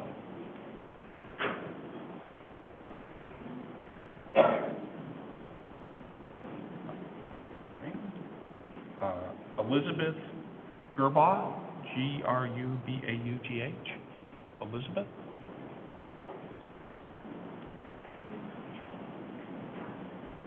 Okay. Gloria Jansen.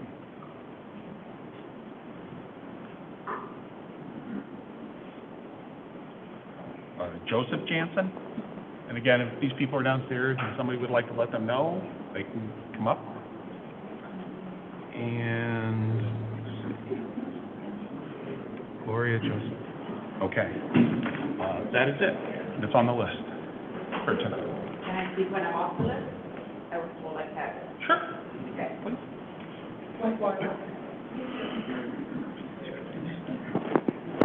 So good evening. If you want to put down my name, I'm Antje Höhlig. The address is House on Drive in St. Charles. And I obviously agree with what everybody said before, and I want to ask you to take this into consideration. But what I'm here for is, as you can hear, I'm moved from Germany 15 years ago, and we chose specifically this area because St. Charles and Geneva we felt is special and somewhat more individual than a lot of the suburban area of Chicago. And whatever you decide, what I feel has nobody talked about yet is you planning the same development in this area that has been done since like 20 years. If everything goes perfectly to plan, as we heard this evening, it will be finished in 6 years. 6 years is the year 2030. And in 2030, you're telling me you put the same unsustainable houses in the area that use the same energy amount that those houses use these days. I mean, probably the climate gets warmer, we get more different environment conditions. So have you ever thought about like multi-generational projects like she talked about? It's so much more, the generation changes. They don't need amenity centers. They need to play with like adopted grandchildren. They need a center where they can cook together, where they can bake together, where they can read stories together. And we need streets where kids can run outside and play together and be safe.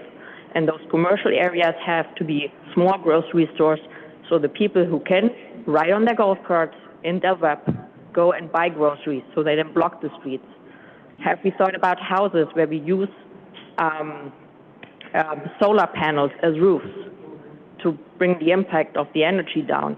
Have we thought about houses with more like insulation, more like climate neutral heating systems? We don't need to heat 3,200 square foot every day or bring it from an outside temperature of 95 degrees to 68 degrees Fahrenheit. We can do this for every single room. I mean, I'm just saying, Europe is way more advanced. We have the high-density, multi-generational cities all over the place because we don't have this amazing environment, this amazing nature. We can just say, okay, just bulldoze everything down and just put the same undistinct gray beige houses down, and let's look forward to it. So I'm just saying, if you need new development, think about the future and not just 5 years down the road, 10 years down the road. How does this development look down in 30 years? It's not sustainable the way they're going to develop it. That's just my point of view.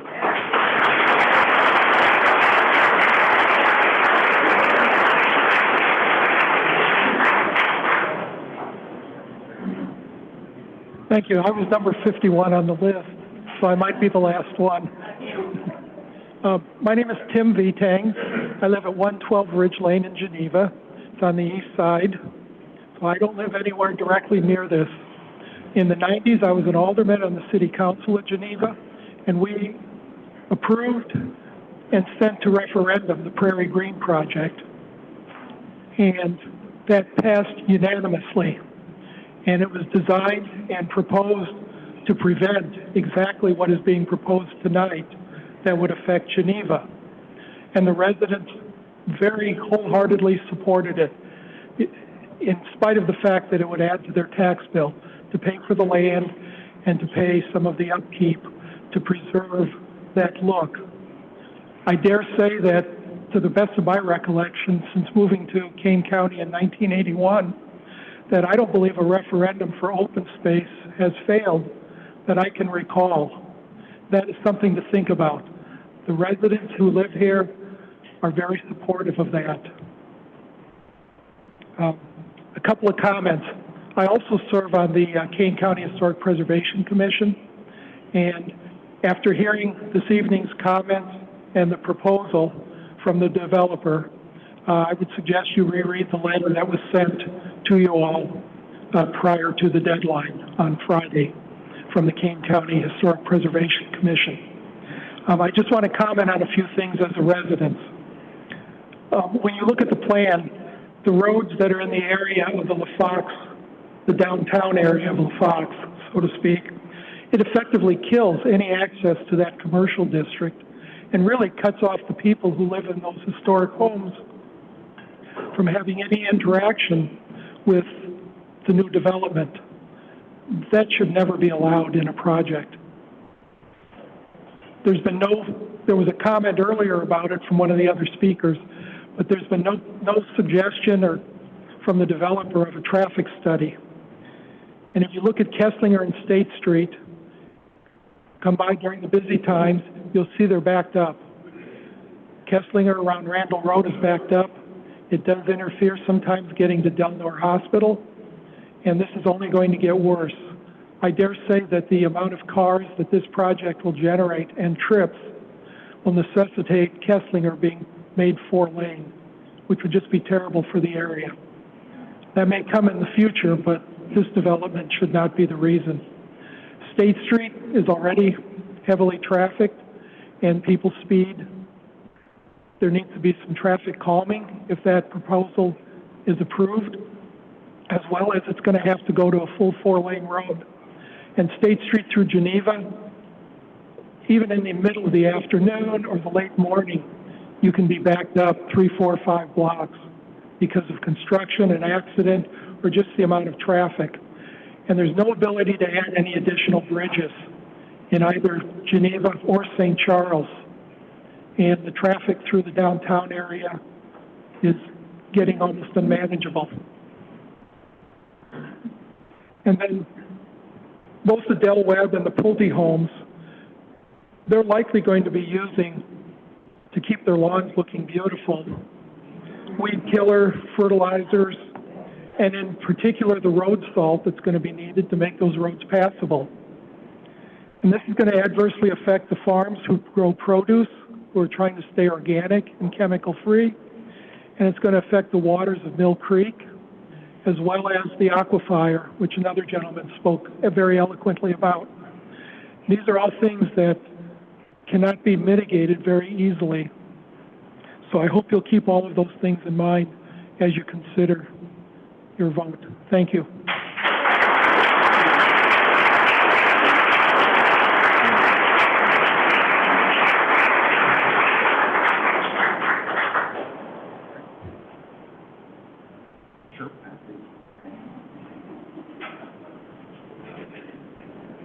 Hi, I'm Ray Ramirez, live on 40 West 871. I'm sorry.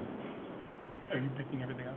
Okay. I just wanted to make sure our court reporter. I live on 40 West 871 Dillonfield Drive, La Pax. I've been living there over 30 years, and we love the country.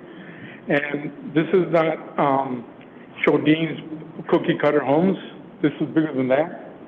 And, you know, to me, it's like, from August 30th of 2024, Pulte Group is worth $27.32 billion. And it's not, they don't care about farmland, wetlands, or animals around the country. All they care is about money. That's how they got billions of dollars. That's it. Thank you.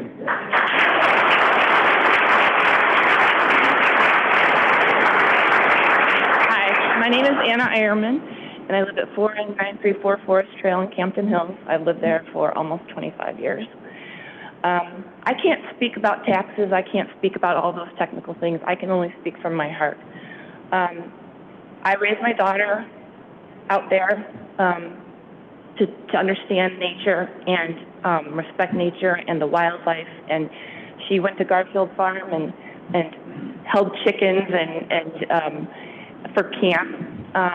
But I truly adore it out there, and I adore the open space, the looking out over a cornfield when the sun is setting, the rolling hills with the bur oaks covering the trees, covering the streets. I'm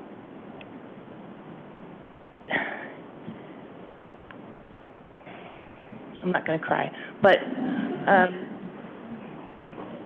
this place is very, very important to me. It's very, very important to a lot of people, not just the people that live there, but people all along within the Tri-Cities area. We're only a few minutes away. You know, we're like 7 miles away maybe.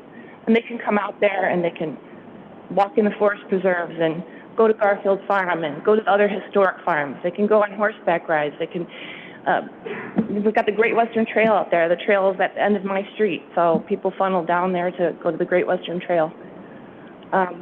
So it's not just about us. It's not just about us. This place is important to everybody. It can be important to everybody. So I want you to take that into consideration. This isn't just about people that live around there. What we have is so special for everybody, and it would be a tremendous loss. When my daughter was young, we would lay out on my back deck, and we would look at the stars in the sky at night. We would look for the Hubble telescope and the space station, and the night when the meteors would fall, we would be out there counting them and oohing and eyeing over them, looking for satellites. If this development comes in, the amount of light pollution that is going to happen with all of the homes, with all the street lights, will devastate that. And that may seem like a really little silly thing to you, but I've watched the eastern sky get brighter and brighter and brighter, but my western sky is still pretty good. And there's something about that that's precious. And like someone else said, that once this is gone, it's gone. And once all of these streetlights are put there, you can't go back. One thing that I noticed, and I wrote about this on Facebook, was that the Pulte map, if you look at the Pulte map and it's overlaid, the Google map perhaps, if you look at these little cutouts that are up there of Heritage Prairie Farm and Rustic Roads and all the other, in the downtown LaFox, there's like these blurry little rectangles. There's no personal aspect to that for Pulte, not at all. These are just blurry rectangles to them. And that made me sad.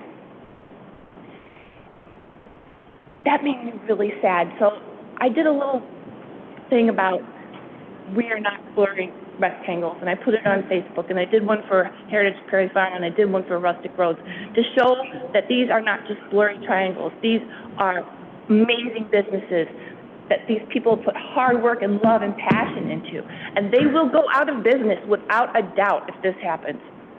Heritage Prairie Farm is one of the most popular bridal venues, rustic bridal venues in the Chicagoland area. They're booked out into 2026 already.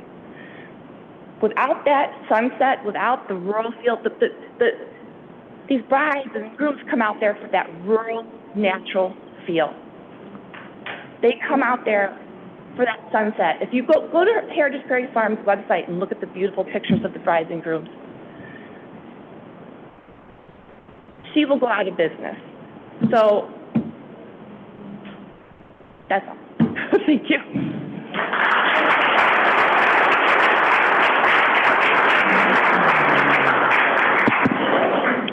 My name is Matthew Reed. Last name is spelled R-H-E-A-D.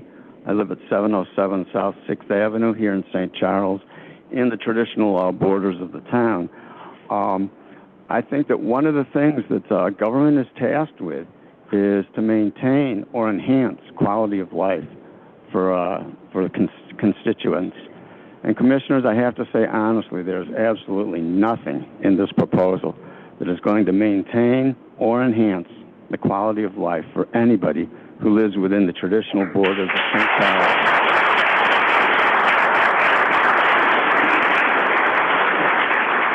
Quality of life is many things. It's the Fox River, it's going out west, out to Campton Hills, it's taking the kids sledding out there, it's education, it's musical events in town. This does nothing to enhance any of that. I see higher taxes, I see increased traffic. This will degrade the quality of life. Thank you.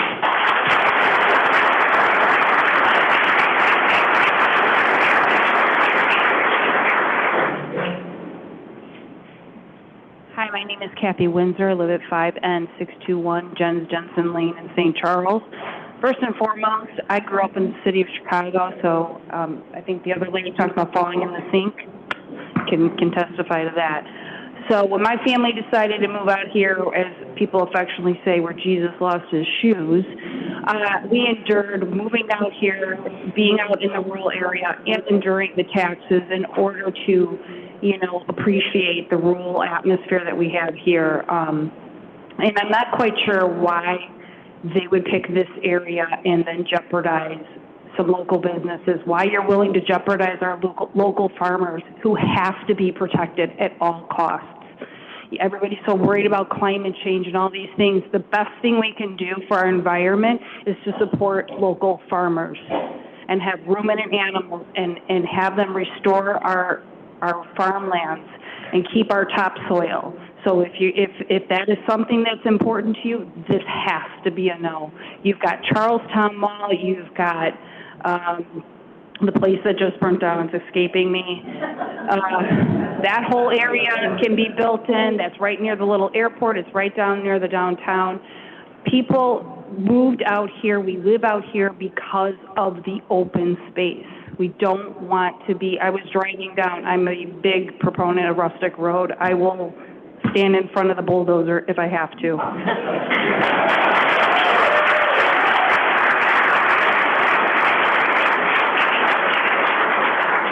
That place brings in so many families and so many children to see them go there and play with the goats and get to see the chickens.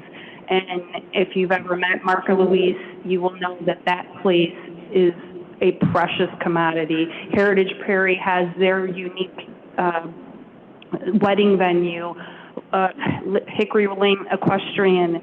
That place is a refuge for people and their horses. You bring in all those people in that traffic, that will devastate them. We need to protect our open land. And Pulte, I'm sure there's plenty of other places for you to go. We don't want you here. Get out.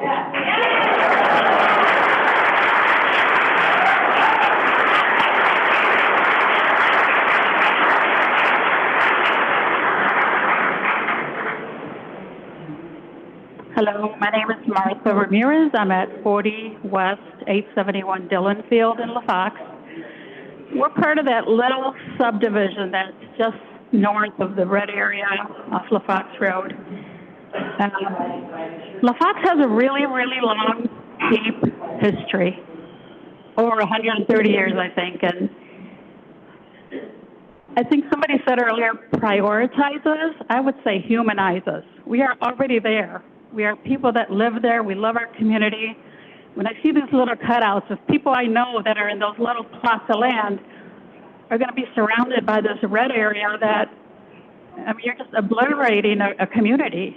So it makes me really sad that a big corporation can come in and just wipe us out, because that's what's going to happen. I've been there 34 years. I've raised my kids in the St. Charles School District.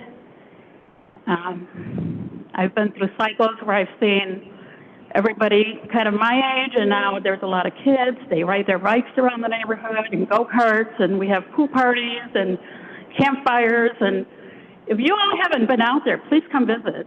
Come walk around our neighborhood. Come meet your neighbors.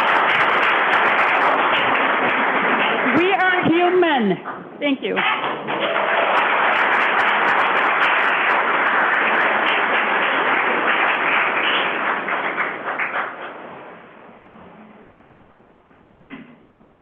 Okay.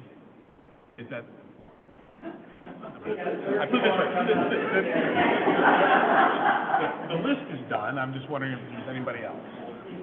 All right. Well, then I think then at this moment and at this hour, we will stop the public input. All right. And. Thank you. Thank you.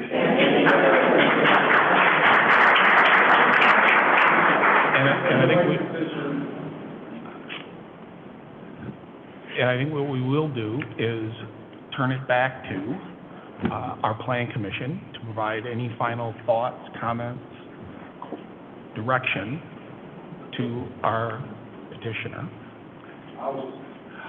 that we would like to share with them as we close the meeting. And so, if anybody would like to start. Appreciate everybody's input, and I just want to offer this to you, and I think we did it at the beginning, but it bears repeating, that the Plan Commission at this point is not making a recommendation for our City Council to consider anything. There is no vote, there's no anything. We are here to hear an application, to hear from people who are interested, both within our corporate borders and outside. And then we're here to provide that, take that all in and provide some additional thought to Pulte and their team, and then they will likely go and talk to the Planning Development Committee of the City Council. And even that body, given this part in the process, will not be making a recommendation for approval under any set of circumstances or anything like that. They will provide them, as elected officials, feedback as we, as an appointed body, are providing to the applicant. So that is where we are right now. And so I just, because there seemed to be a lot of feedback to us to vote no and do this. Okay, that's not what we're here to do today. Okay? If the applicant comes back and submits a preliminary plan, that's a whole nother level that they have to do, and there's a whole bunch of things. That is a process where we will still take public input, but then we will make a recommendation that goes to city council, et cetera, et cetera. So I just want to make sure that everybody's clear that this is, if you will, the beginning, not the middle or not the end. This is just the beginning of this process. I'm fairly certain that the Pulte team and their attorney fully understand that. They have taken the time to put this together, and everybody can have different opinions, not only here on this commission. Clearly, we've heard many different thoughts, concerns today, and we will ask that they consider all of that, plus whatever this group would like to add. So please, if you feel it's important, which I know you all do, you can go to Planning and Development Committee when that happens in October. You can continue to provide written feedback as you've done already with hundreds of letters, both as citizens and as governmental groups. And so we will continue to digest and take into account all of that. So, anybody would like to start? I mean, thanks for everyone for coming out and providing their feedback. That's what we're here for. Really, I'd just like to... You're not that short.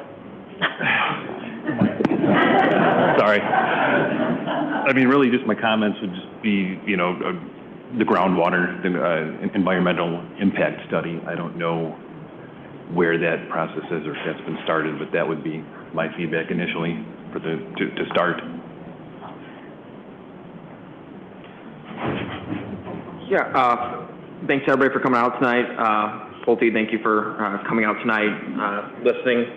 I would echo, listen to some of the concerns that the residents have.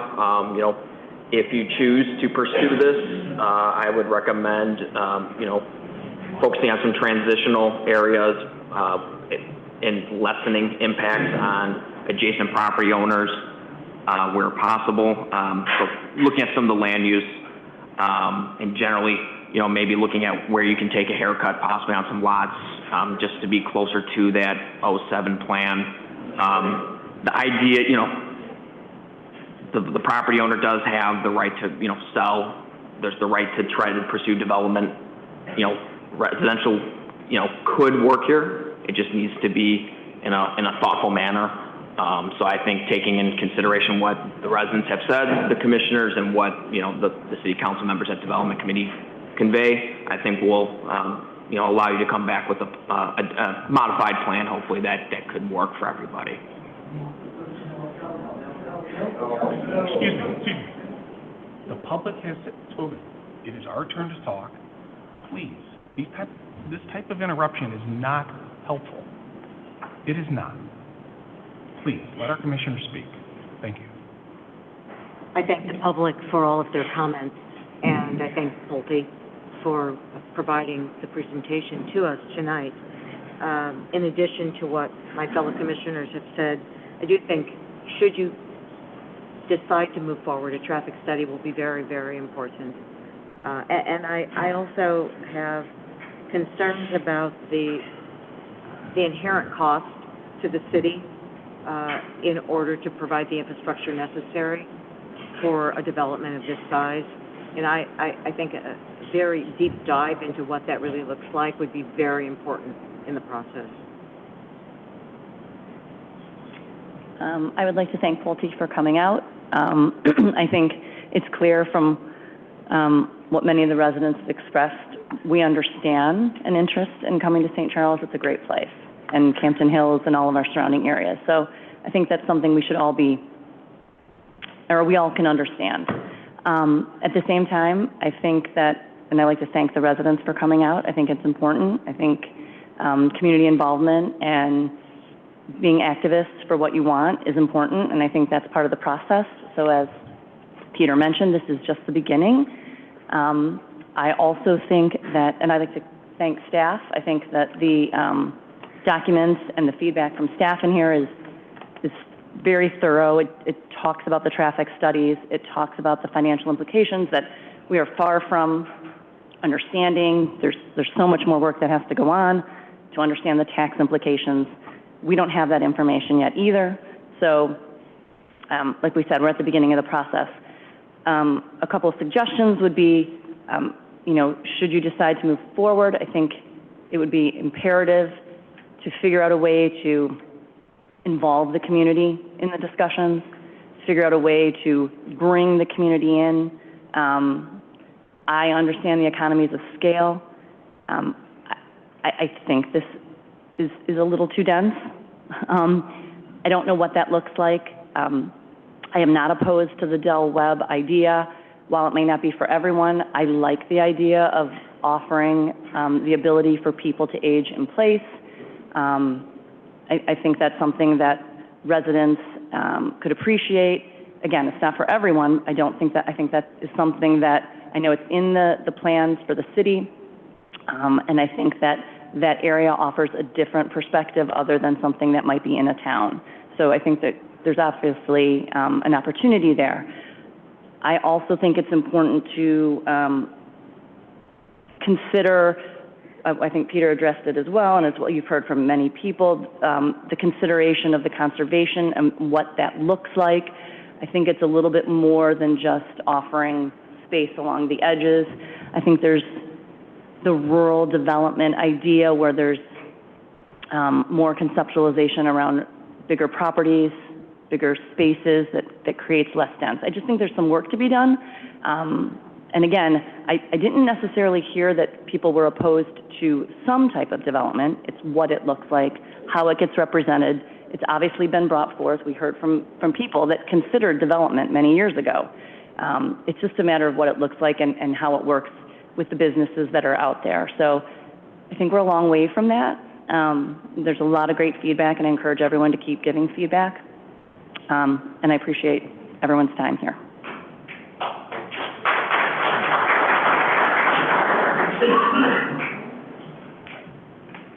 I just wanted to first start with a question that came up related to Park District and School District representation.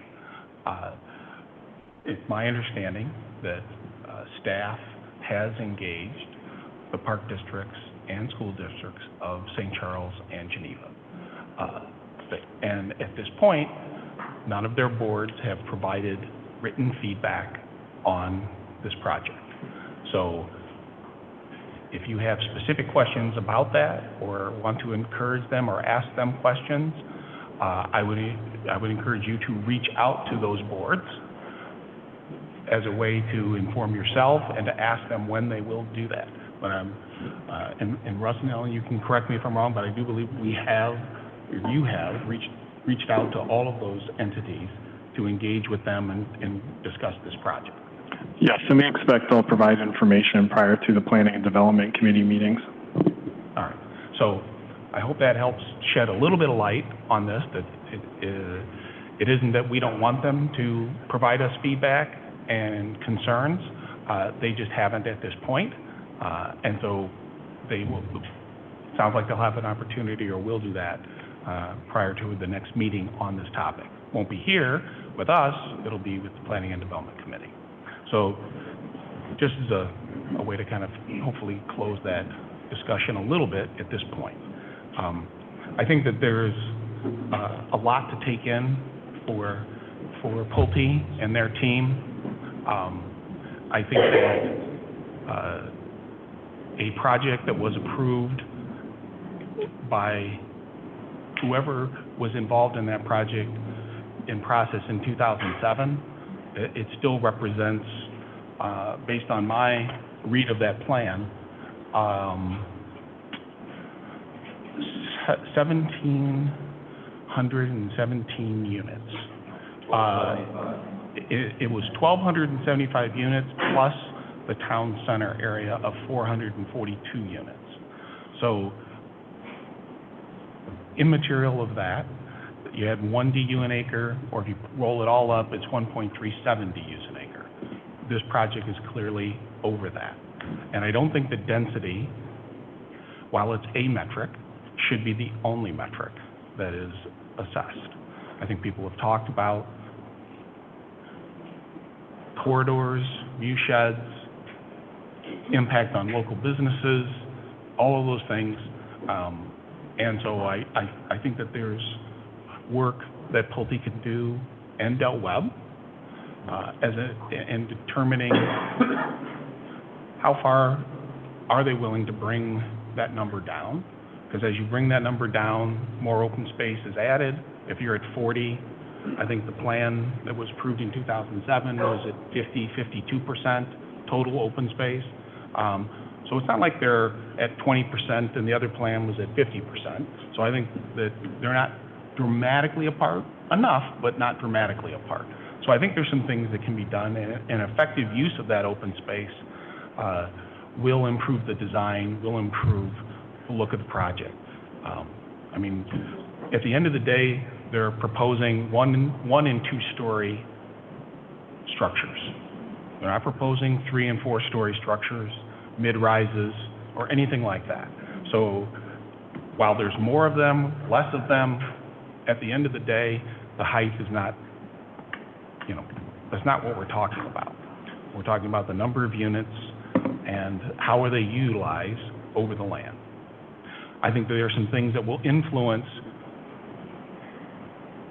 this design beyond that conversation. I think there's the whole topic of stormwater and the issue of where is the water coming from? Is it a drilled well? Is it piped from things that the city has?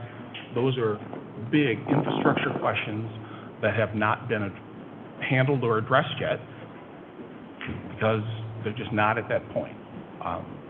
And I think that they will need to, and there will be a tremendous amount of discussion with Public Works and other, groups within our staff, the city staff, to provide feedback on that. The fiscal impact, we've already talked about. People are very concerned about it. As a commissioner and as a resident, I'm concerned about it. And so I look forward to seeing more about that, having our staff and other experts, if need be, that the staff can rely on, provide feedback on what that modeling shows. I think the stormwater management is a big deal, and whether it's open water or dry bottom basins, utilizing native plant material, I think that at the end of the day, every project in Kane County, unless I'm mistaken, must meet the Kane County Stormwater Ordinance, which all projects, whether it was a 2007 plan or today's plan, would have to meet. As far as I know, there are no exceptions to that. There's different ways to accomplish it, as the ordinance allows, with BMPs and all those things, and some of that will be a discussion about where aquifers are, what are the impacts of fertilizers and pesticides, and how are those things, I think the engineering topic is TSS, total suspended solids, and so how are those dealt with and addressed? And so I think some of that, to accomplish those goals and to pass the ordinance, will start to dictate how much of this is open water, how much of this is dry bottom ponds that the water has to run through to address those types of things. So there's a ton of work if they decide to move forward, and especially at a preliminary plan level, that they would have to do. And so those are all things that certainly would be done. Clearly, you don't do tons of engineering until you feel like you got the site plan where you can be comfortable with it, because otherwise you do it over and over and that just chews up fees. So nobody enjoys doing that. So I think the site plan has a whole lot of work in some levels to do. From a personal perspective, I understand that there's different ways to handle the historic area of LaFox, and I would have to say that I am not in agreement with how this has been done and the removal of the road, and its sense of history is lost. And there is something that should be done in every project, and I think your planner has it on their website about understanding context of place and all of these types of things. It is extremely important, especially when your impact is as broad as this will be, over 1,000 acres of property, 970. I think that the way this is all done and handled has some work to go. And I think that you have a group of people that can do it. I saw you commented earlier or showed a brief example of what you guys have been working on with the creek and using V3. There's other firms, but they're top-notch, so those guys are extremely sharp at this, understand the hydrology, understand the importance of all of those communities, terrestrial animals, landing turtles, and everything else. They understand that very well. Tom Solinsky and the rest of them going down from there as far as management are concerned. They're very smart people. So that's a good start, I'll have to say. And so whether all of that ends up at the Forest Preserve or however that works out as far as the continued conversations that you have and that acreage turns out to be that, which would end up being very similar to what was in the 2007 plan. As I looked at that plan, there was a corridor that was laid over Mill Creek, and it was, I don't know if it's exactly the same size as you're proposing, but it was similar, and it was intended to go to the Forest Preserve District. So whether that can still happen, it's been 18, 20 years or so, who knows, but I will agree that open space in Kane County, at all levels of open space management, park districts, special interests, Forest Preserve District, is an extremely important topic, and not only to anybody in St. Charles, but throughout the Tri-Cities and the Kane County area. So I look forward to having you guys work on that and expanding your team to address that. I can't talk to things like hydrology and those types of things, but there are many experts who can. And so I implore the city staff to look at those people and help encourage how that can be protected. I would agree that I think the King County has a water study that's been done, and so I think that that's an important document to start with and see if there's something that can be addressed and expanded upon. I appreciate everyone's time tonight. It's 11 o'clock. I think we're good.